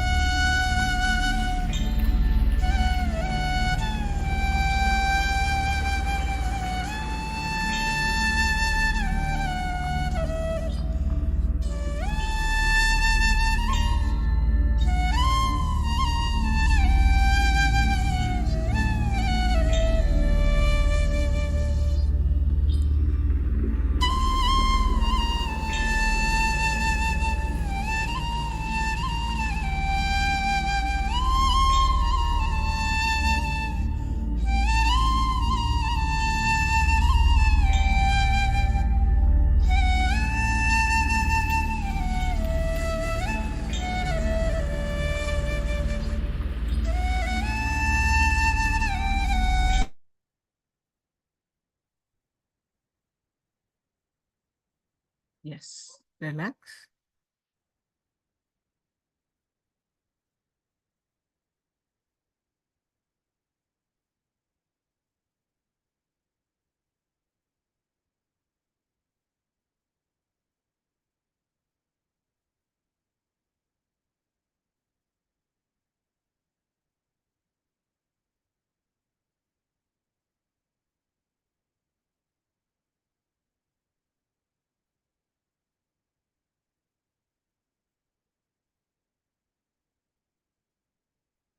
You can share your experience in the chat.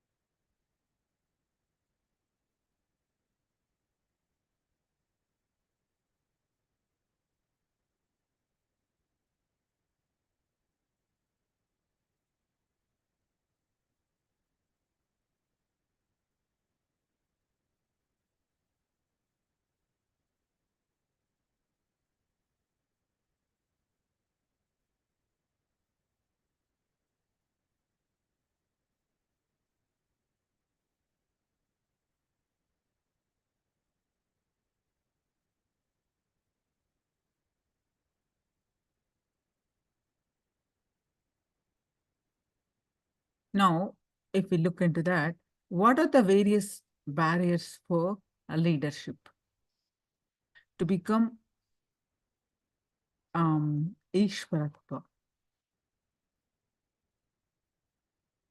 Your behavior, behavioral constraints. If you understand, the behavioral constraints means what? Constraints caused by your fixed behavioral patterns. Angry behavior, submissive behavior, impulsive behavior, or lazy behavior. It can be anything. Your behavioral patterns are also mental patterns that you adapted in various situations and incidences in your life, mostly in the formative years of your life from early childhood to early adulthood.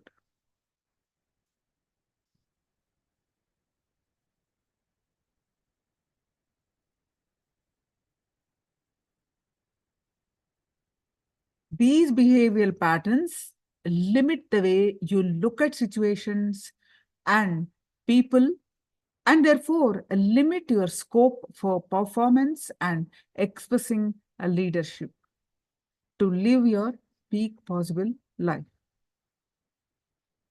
So each of you also have a fixed behavioral pattern to escape from emergency.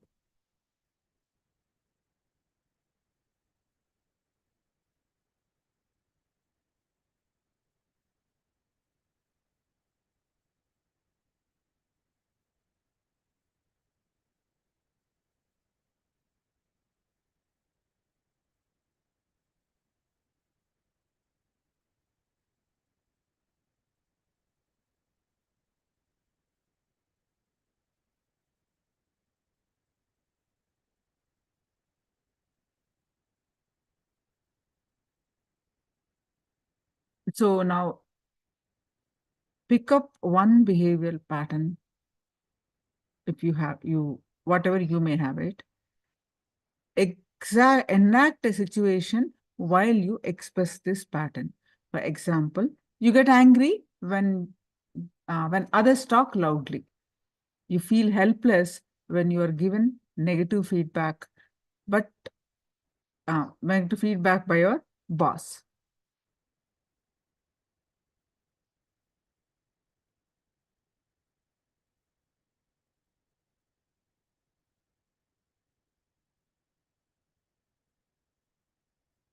Yes.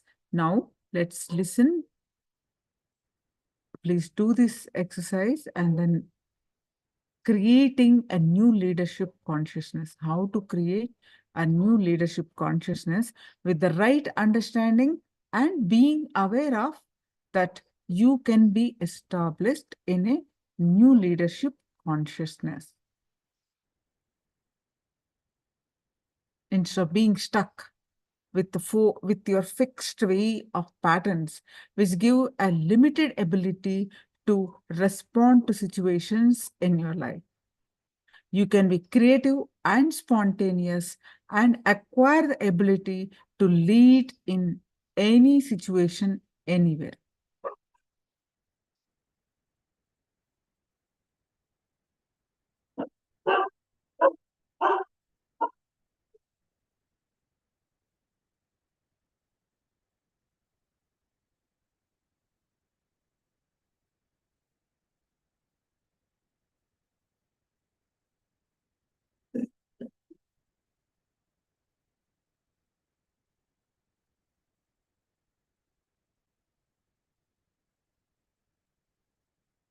So now, to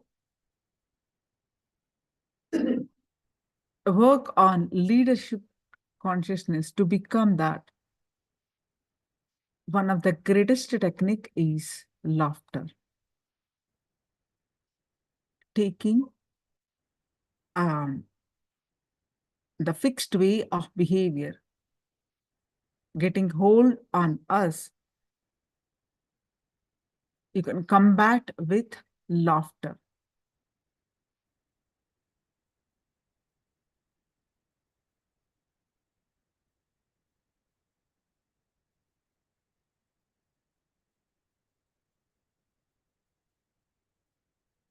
Swamiji.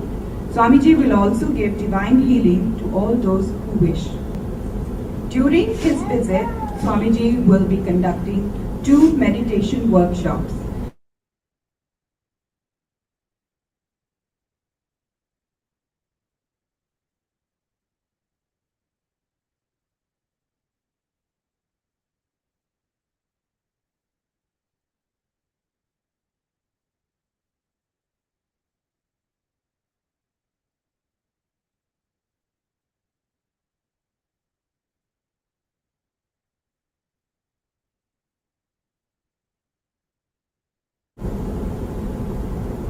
Subject which is analyzed by almost all the great masters. Somehow,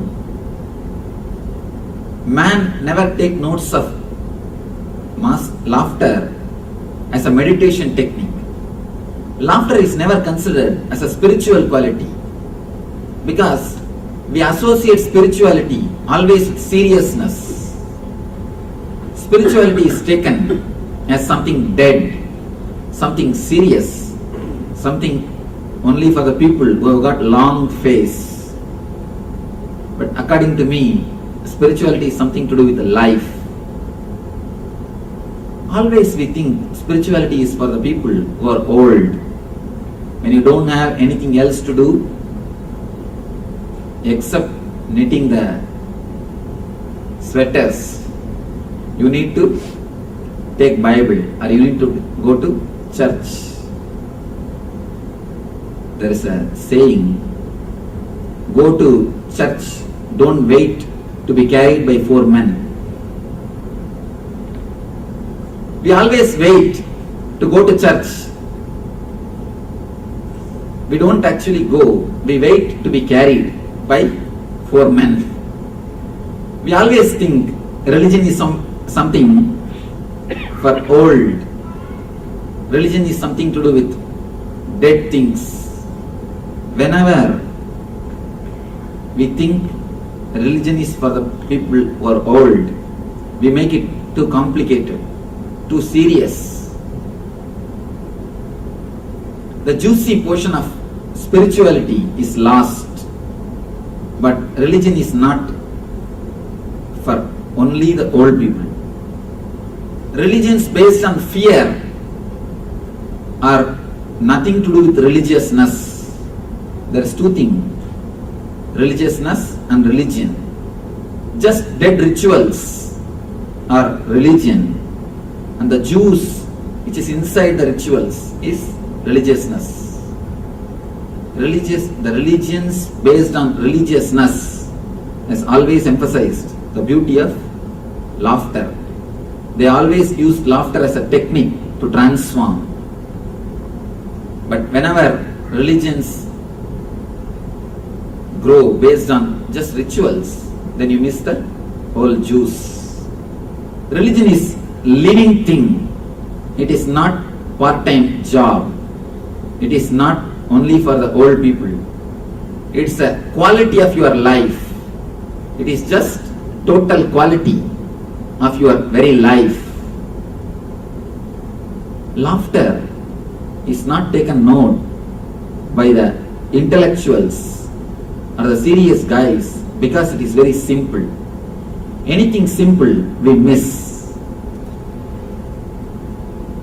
We miss many things because they are very simple. When it is complicated, we don't miss. Our ego feels satisfied by doing complicated things. But whenever something is simple, something is very ordinary, you miss it.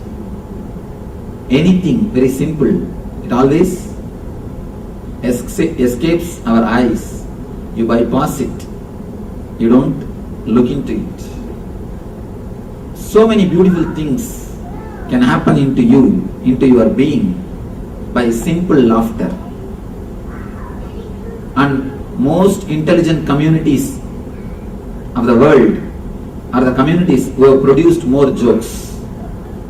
In the world you can see who have produced more number of jokes, the intelligence in their life, in their community. For example, there is only 3 fields in the world. One is outworld, belongs to logic, mathematics, science. Another one is inner world, religion, mysticism, spirituality. Third is in between, psychology. The world related to outer world, the science. Inner world, religion. Between, psychology.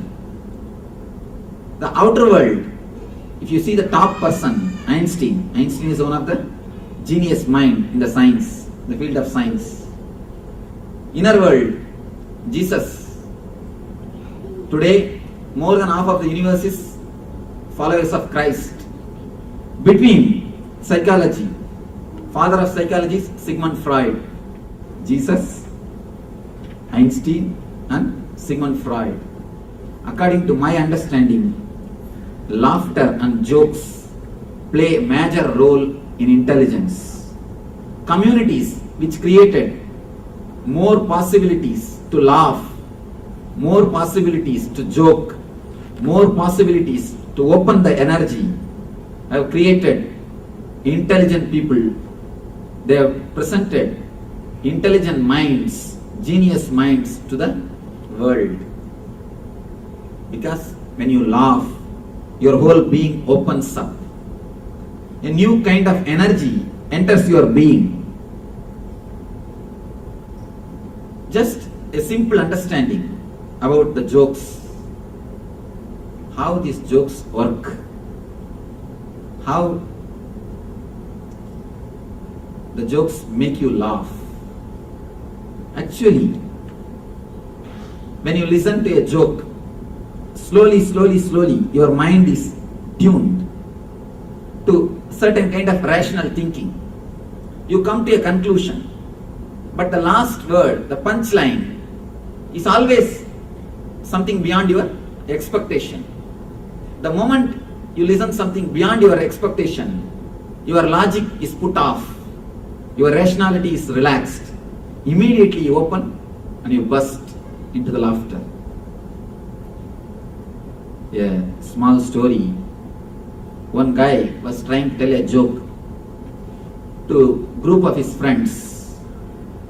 To tell a joke, you need intelligence. This guy was trying to tell a joke to the group of friends who were sitting and chatting with him. But somehow he missed the punchline. Nobody was feeling like laughing. Everybody was silent, keeping quiet. But one guy who was in the group started laughing uproariously, full belly laughter. The others were not able to understand why he is laughing. One guy said, "Why are you laughing?" Neither we understood nor he himself understood what he has said. The guy who was laughing somehow slowly controlled himself and said, "Laugh now itself, otherwise he will tell the same joke once more." Your logical expectation is different, and the punchline totally gives a different view. The moment your logic is put off, the moment you see something different than what you expected, you open up, you burst out. I think few of you have not laughed. I should try once more.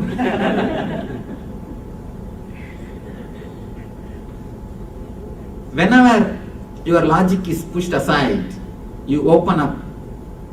A light of energy, a ray of energy enters into your being. It's like in a dark room, a ray of light enters. Just like that. A ray of energy comes out to your body from your Atman, the source of all energies. From the ocean of energy, a ray of energy is supplied to your body the moment your logic is pushed aside. That is what happens when you laugh or when you listen to a joke. But there are few hard nuts who are continuously intellectual, who are continuously thinking. It is very difficult to make them laugh. It's very, very, very difficult to make them laugh. Understand, when I say the word intellectual, I don't mean they know everything. I mean they don't understand anything.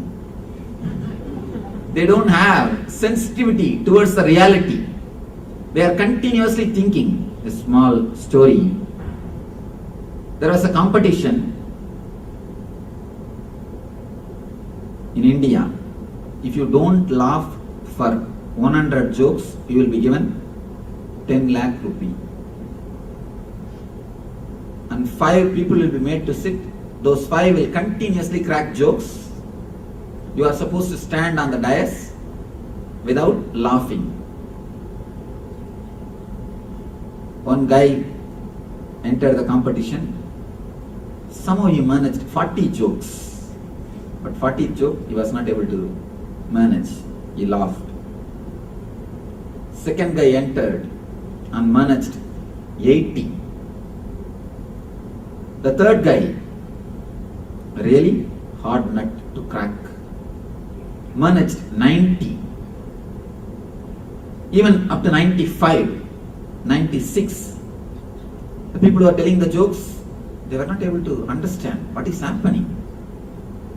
And these guys are prepared from all possible sources, getting jokes and arranging. The people who are seeing the program, they all started getting stomach pain by laughing. But this guy is just standing. By 98 joke, a small smile started appearing in his face. This guy's wife was sitting in front. She started shouting, "Hey, keep quiet, don't open the mouth. It's only 2 more jokes, don't miss 10 lakhs.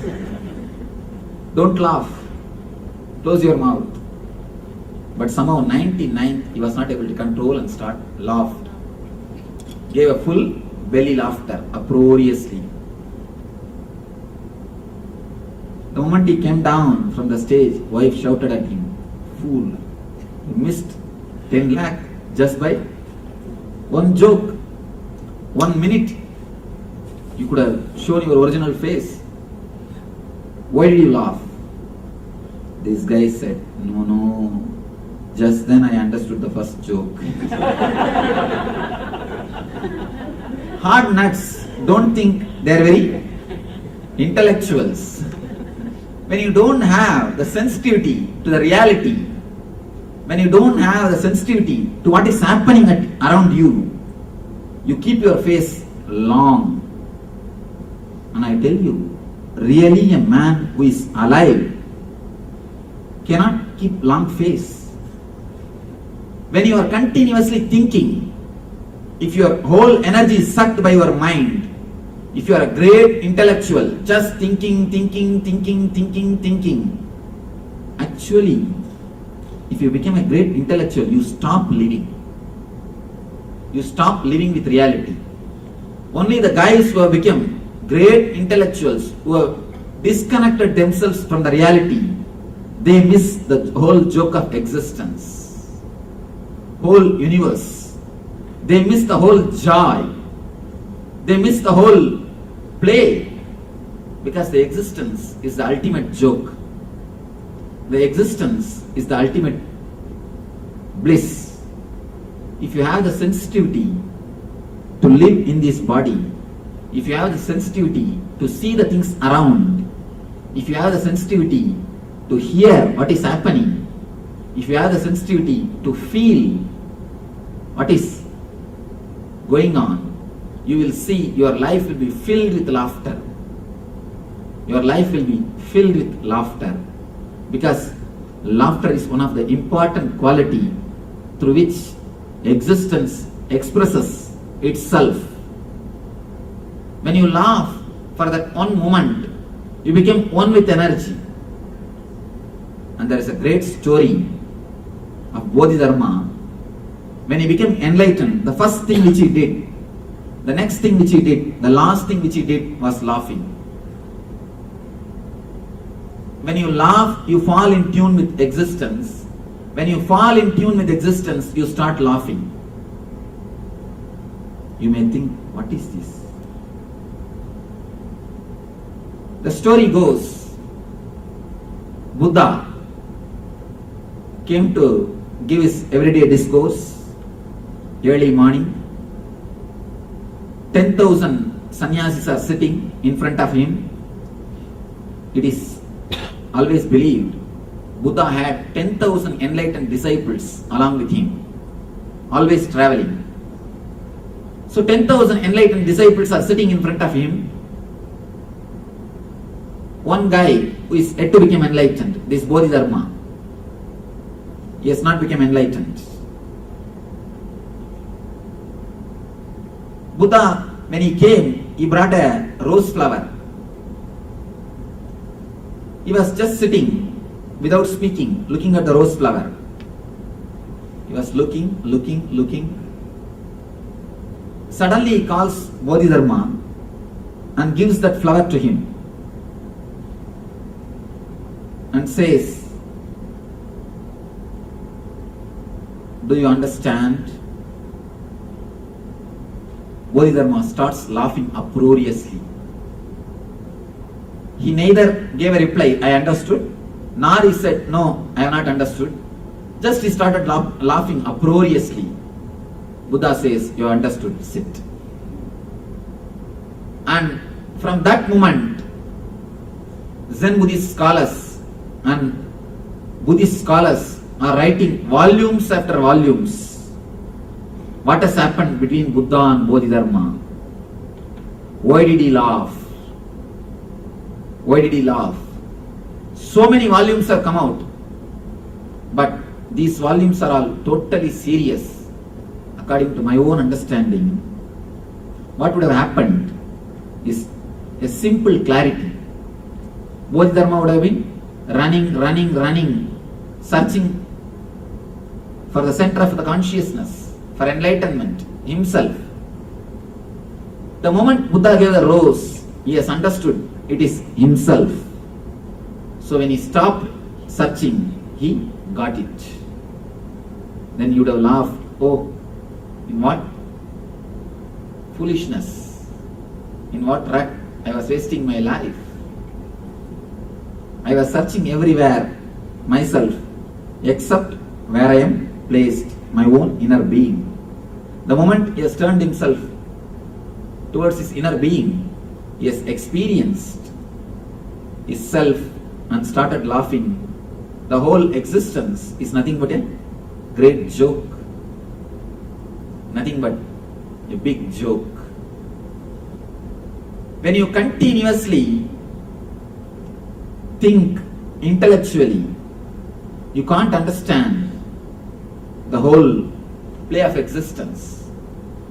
A great professor, professor of philosophy, goes to a Zen master and asks him, Master, please teach me the secret of universe. Why all these things are happening? What is happening? Why all these sufferings? Why God created the world? Why all these things are happening? Teach me. The master suddenly started laughing uproariously. You do not know how these Zen masters laugh. Their laughter is so strong and infectious. It is said then Zen masters don't laugh only by mouth, they laugh with the whole body. It is said they roll on the ground and laugh. There are clear records. Zen masters, when they laugh, they don't sit and laugh, they don't laugh only by mouth, they laugh with their whole being. They roll on the ground and laugh.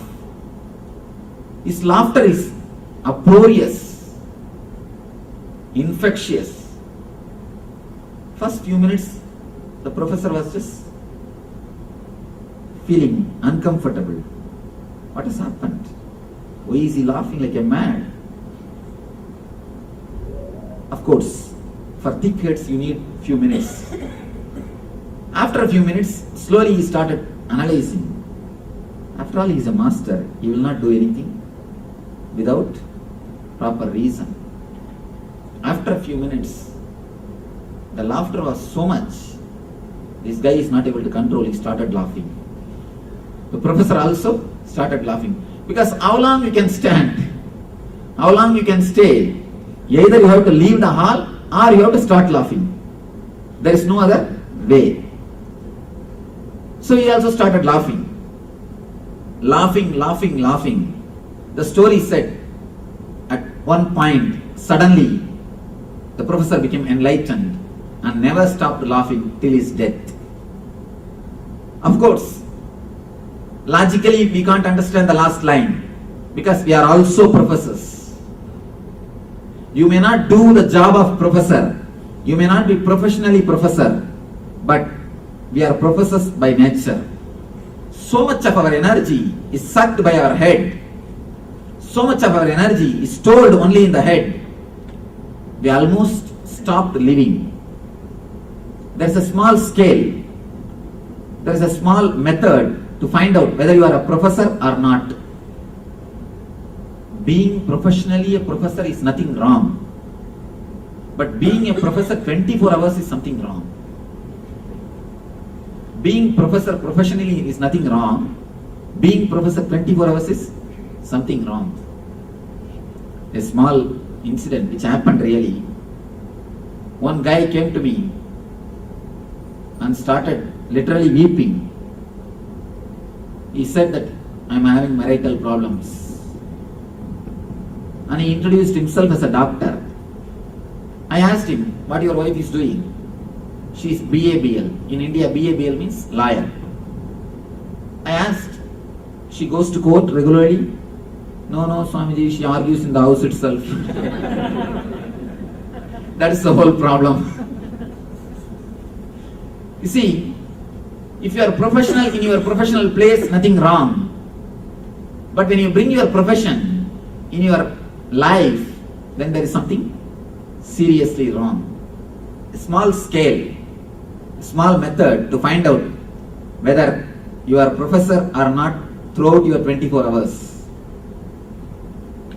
If you see a rose, suddenly what we do generally, immediately the word rose comes in our mind and you start thinking about the roses which you presented to somebody, or the roses presented to you by somebody. The next thought will be how he reacted or how you reacted. The third will be the loving moments, loving memories, or the disturbed memories which is associated with that incident. The fourth memory will be how you related with that person, loving way or in a wrong way or anything. Memory goes on, goes on, goes on. You miss the real rose. Already you are lost. You missed the real rose which is laughing, which is smiling at you, which is welcoming you to appreciate itself, which is giving its being to you to enjoy. The moment you start arranging the words, the moment you associate thoughts continuously, be very clear, you are 24-hour professor. You are 24-hour professor. When I say professor, I mean continuously playing with words, not with the reality. Example, Sigmund Freud says beautifully.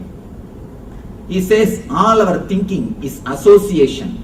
It has no logical clarity. For example, you see a dog in a street.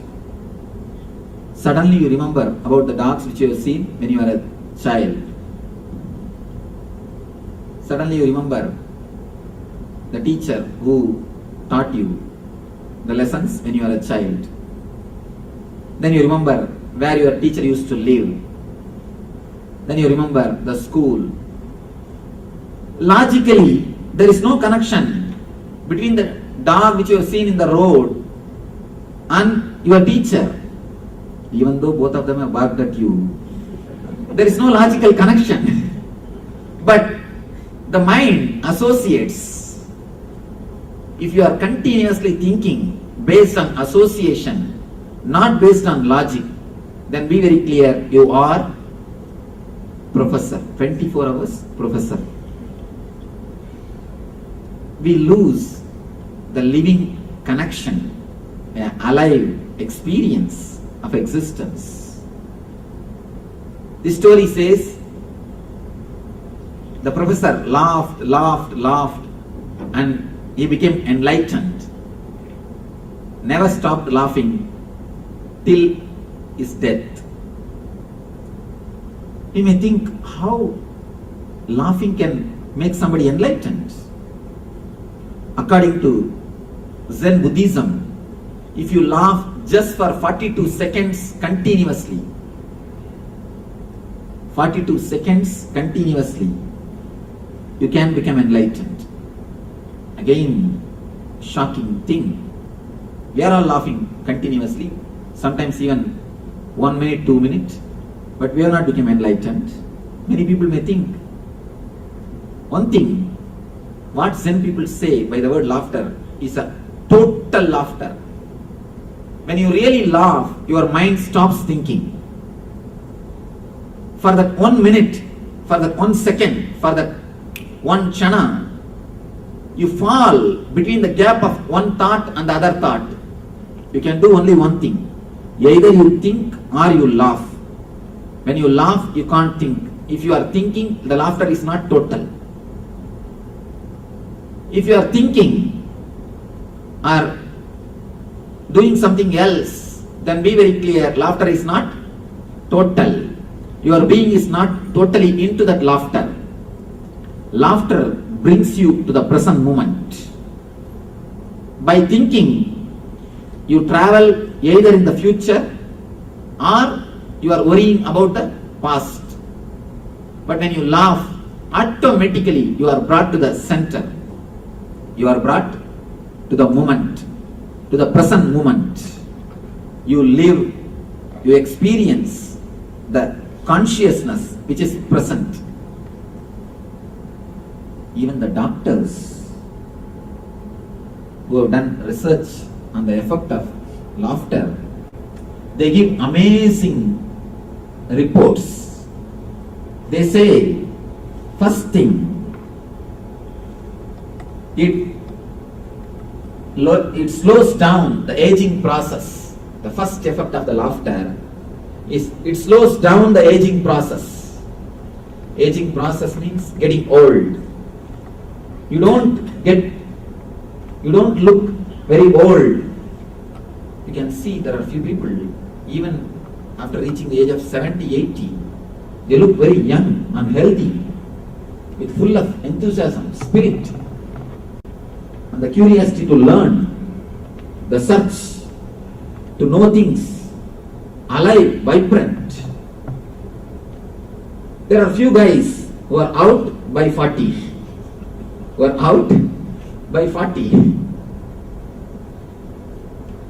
Why?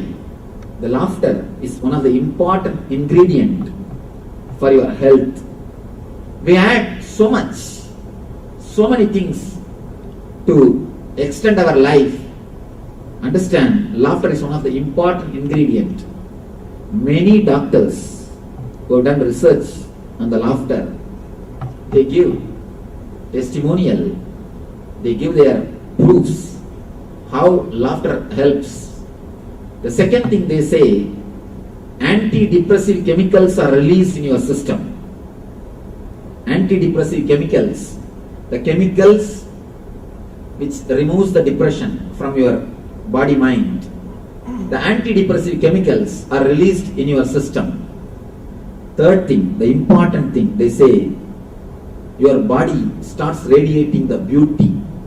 You become more beautiful. Laughing is one of the important technique to really become beautiful. Even without the makeup, you can look beautiful. According to me, laughter brings more grace to a person. Beauty comes because of makeup. Laughter comes, the grace comes because of laughter. Laughter brings new grace to your being. Even the physical point of view, laughter does so much to your being, so much to your body. And there are few more researchers. They say laughter can rejuvenate your whole nervous system. Any other refreshing techniques, whether it is yoga or it is an exercise or any other system, it takes care only some part of your body. But laughter is such, it takes care the whole body. The whole body is flooded with energy. You can see it in your own life. That is why now everywhere the laughter clubs are getting inaugurated. I am seeing all over the world, suddenly a big understanding has come about the laughter. People have started realizing the importance of the laughter, the important role laughter plays on our physical health. At least 30,000 laughter clubs are inaugurated just in 2003. I read statistics. 30,000 laughter clubs. It's not a small number all over the world. Then you understand how people have started recognizing the importance of laughter. They do nothing. Laughter club means they all gather morning at a particular time. Just 10 minutes, they laugh loudly, nothing else. They depart, that's all. But the beauty is, when you laugh as a group, it brings a new energy, because laughter is infectious. When you laugh alone, it's like you earn $10 and you spend $10, that's all.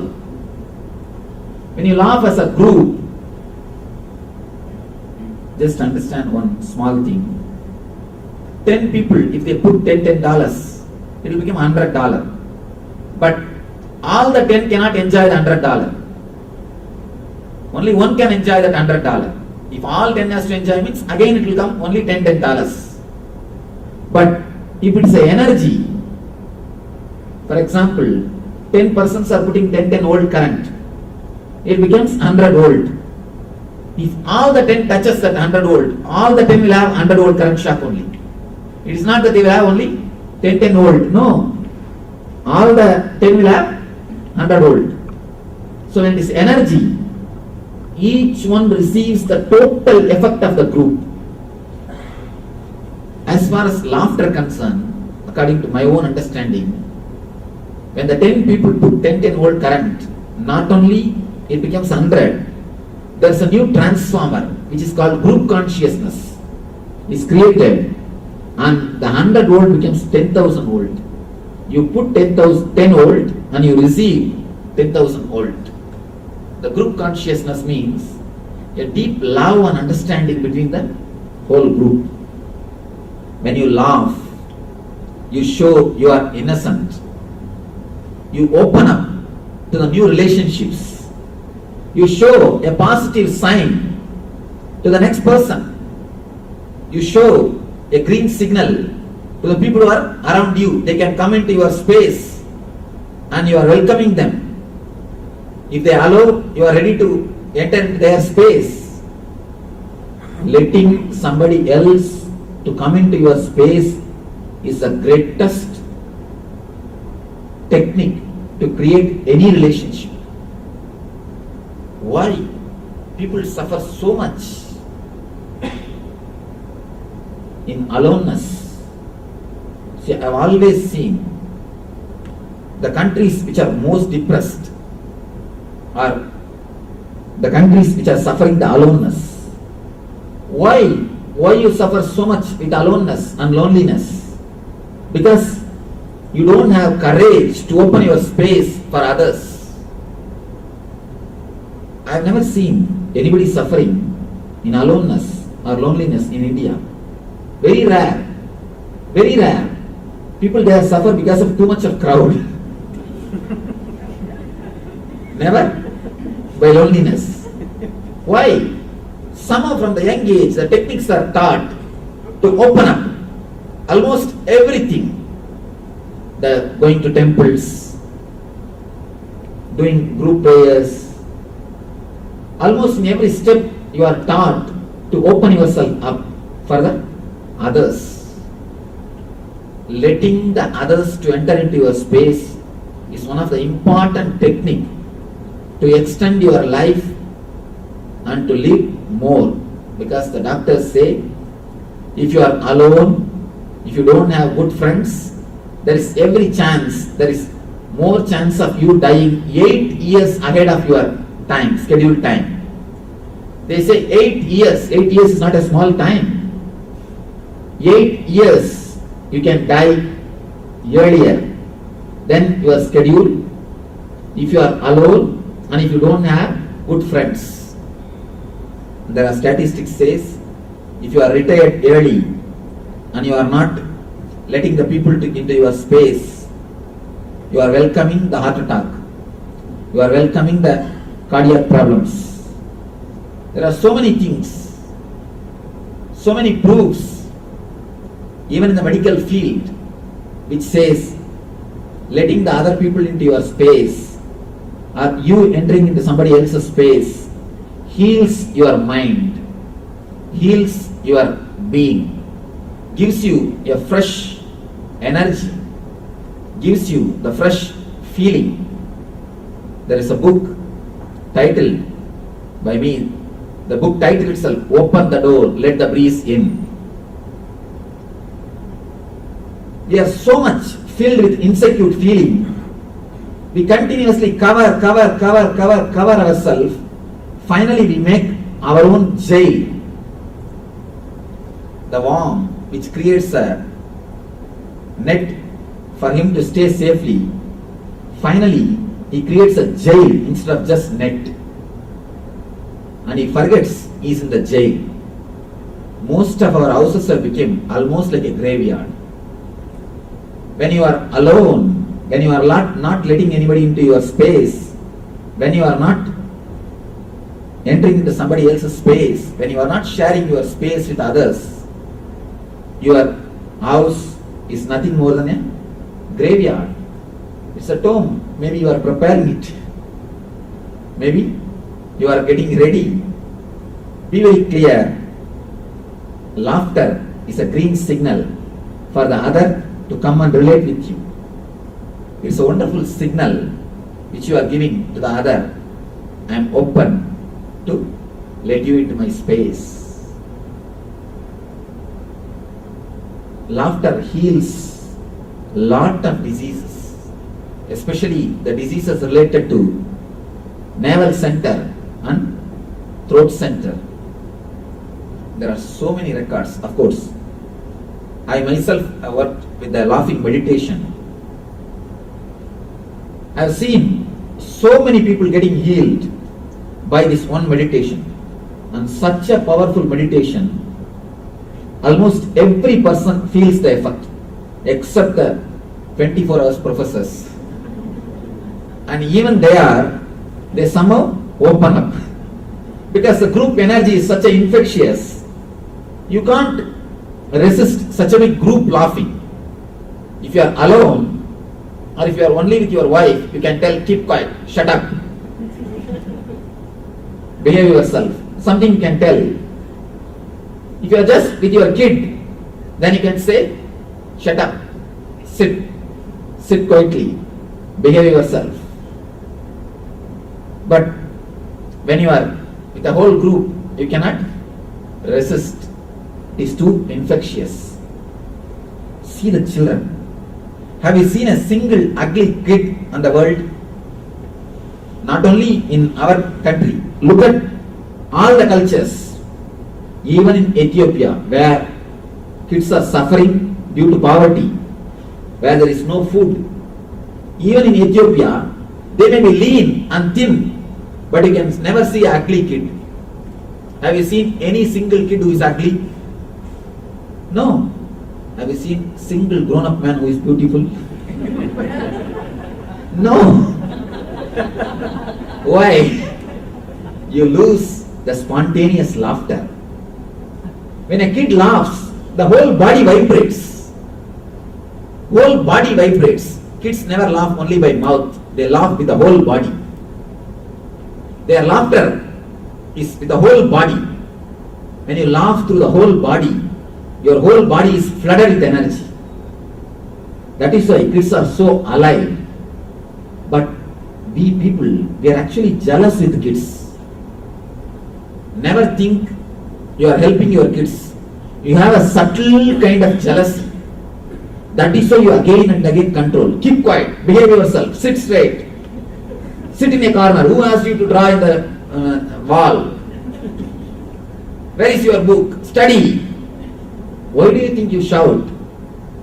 It is always a subtle jealousy.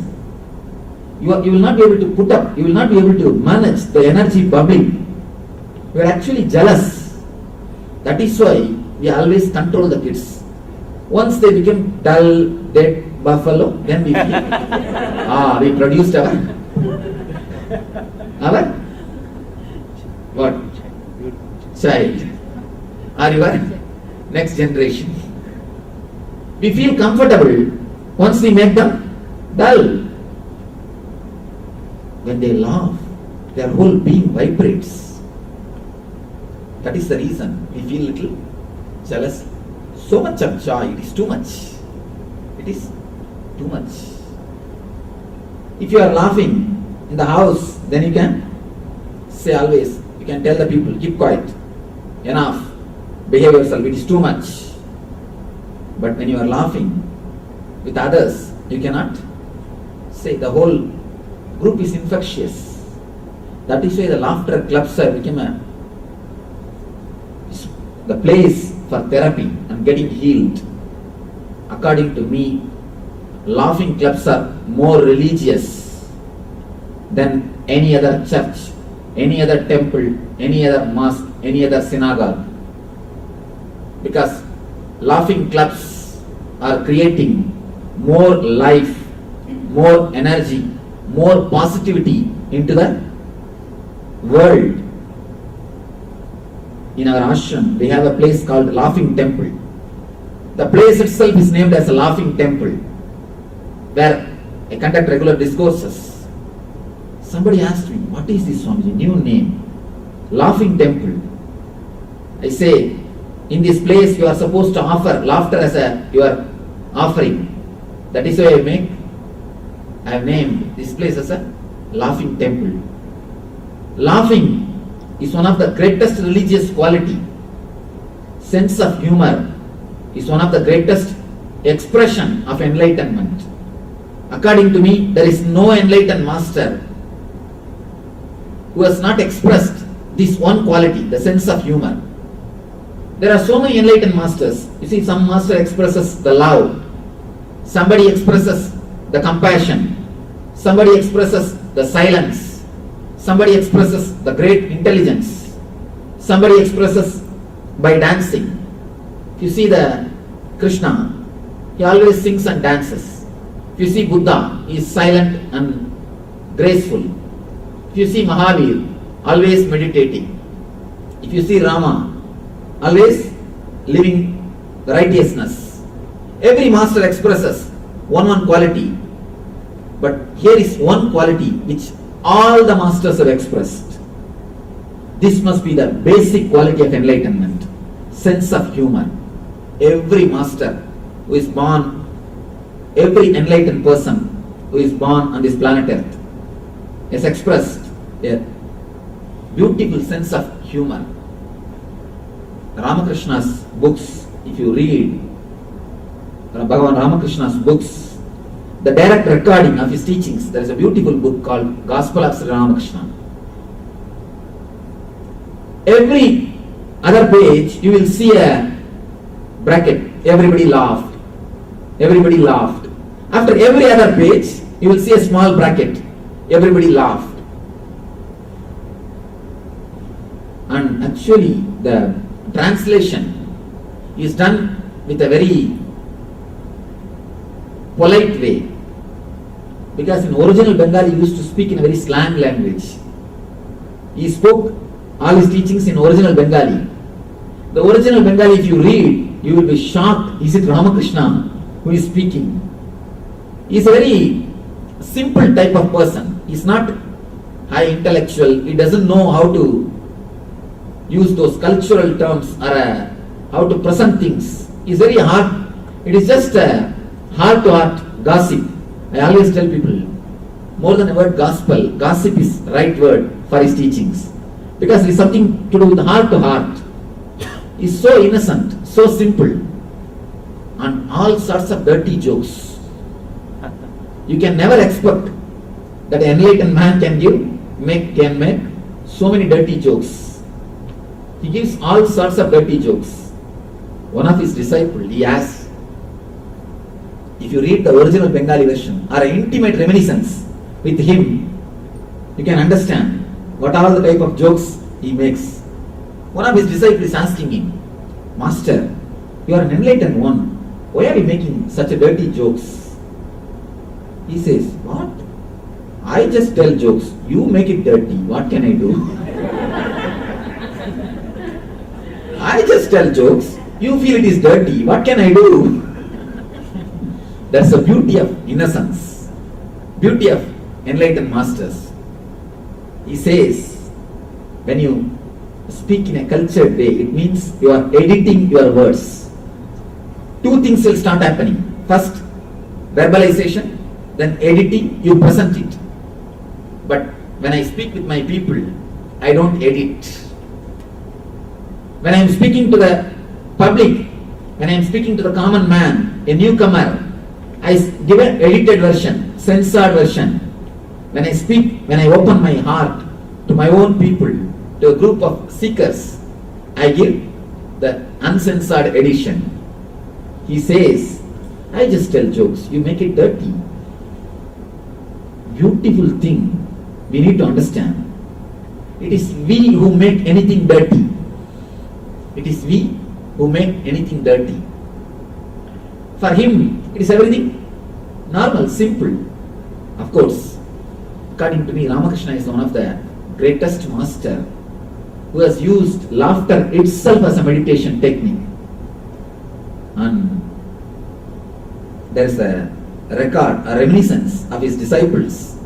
They say, sometimes we will roll and laugh so much his laughters and he mimicking somebody, he imitating the people, we used to get even the stomach pain, and we will sometimes feel that it is enough, and we used to escape from his presence. We used to run away from him. You can't imagine that Ramakrishna used to make so much of jokes. And every master sense of humor was seen in every expression of enlightenment. According to me, this quality must be the basic quality. That is why every master expresses it. In other qualities, as far as dancing concerned, there is no expression of dancing in Buddha's life. In Mahavir's life, there is no expression of music. In Krishna's life, the silence is never expressed.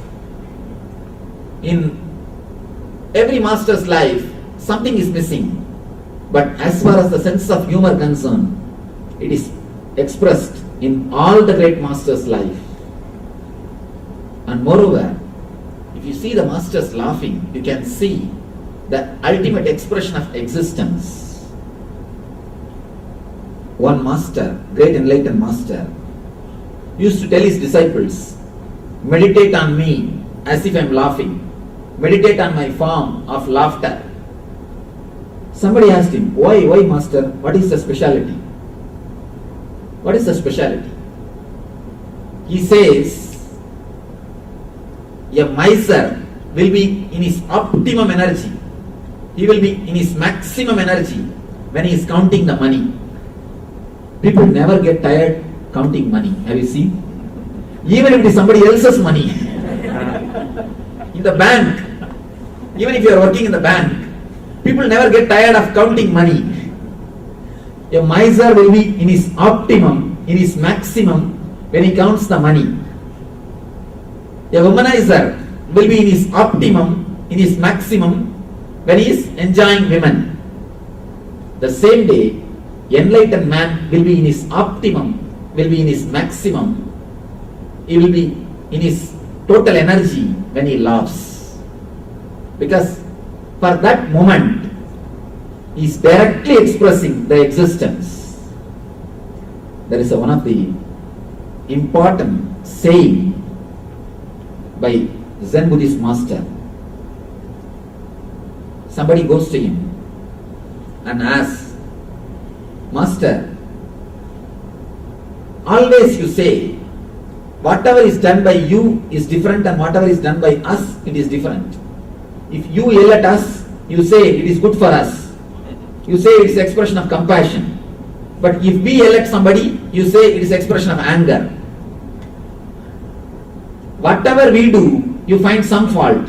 And the same thing you do, you justify it with something. Whatever we do, you say it is something else. And whatever you do, you say something else. Tell me some one action where we both meet and merge with each other, where both are one and the same.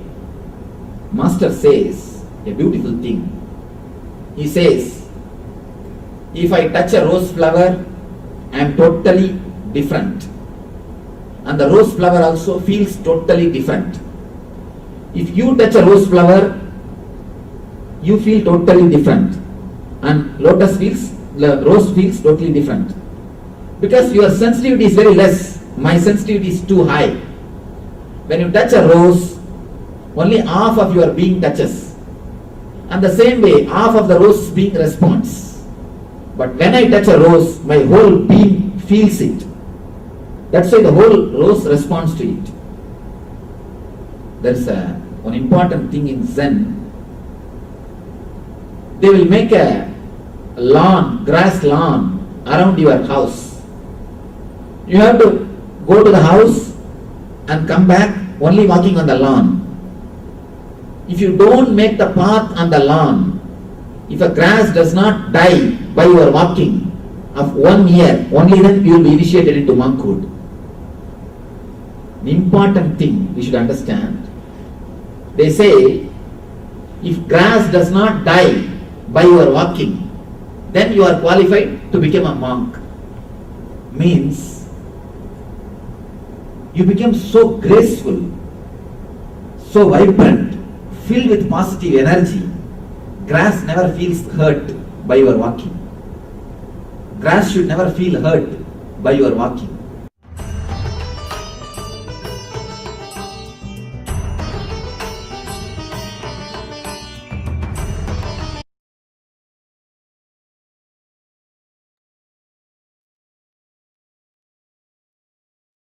Nithyananda, everyone. Now let's move on to one power manifestation. So we have been doing the levitation.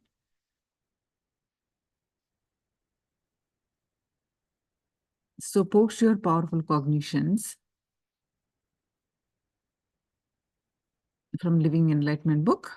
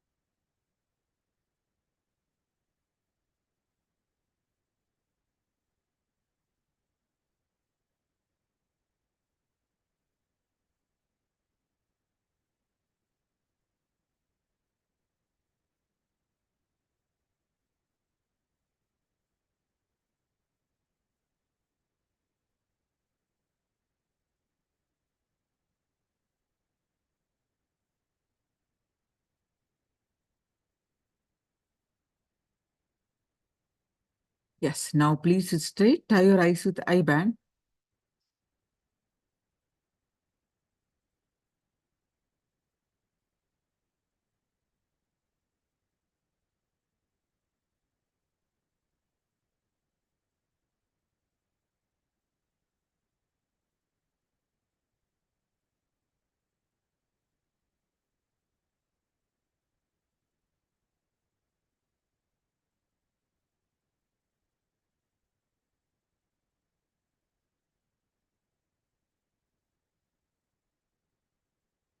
And sit with your lotus posture or at least cross-legged and hands in Samana Mudra, a lock like this, and place it in the palm in your lap. And with your head, neck, back, straight line.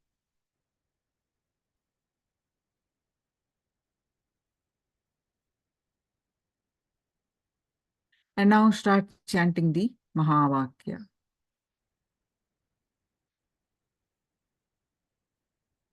Om Nithyananda Paramashivoham. Start chanting the Mahavakya and experience the space of oneness.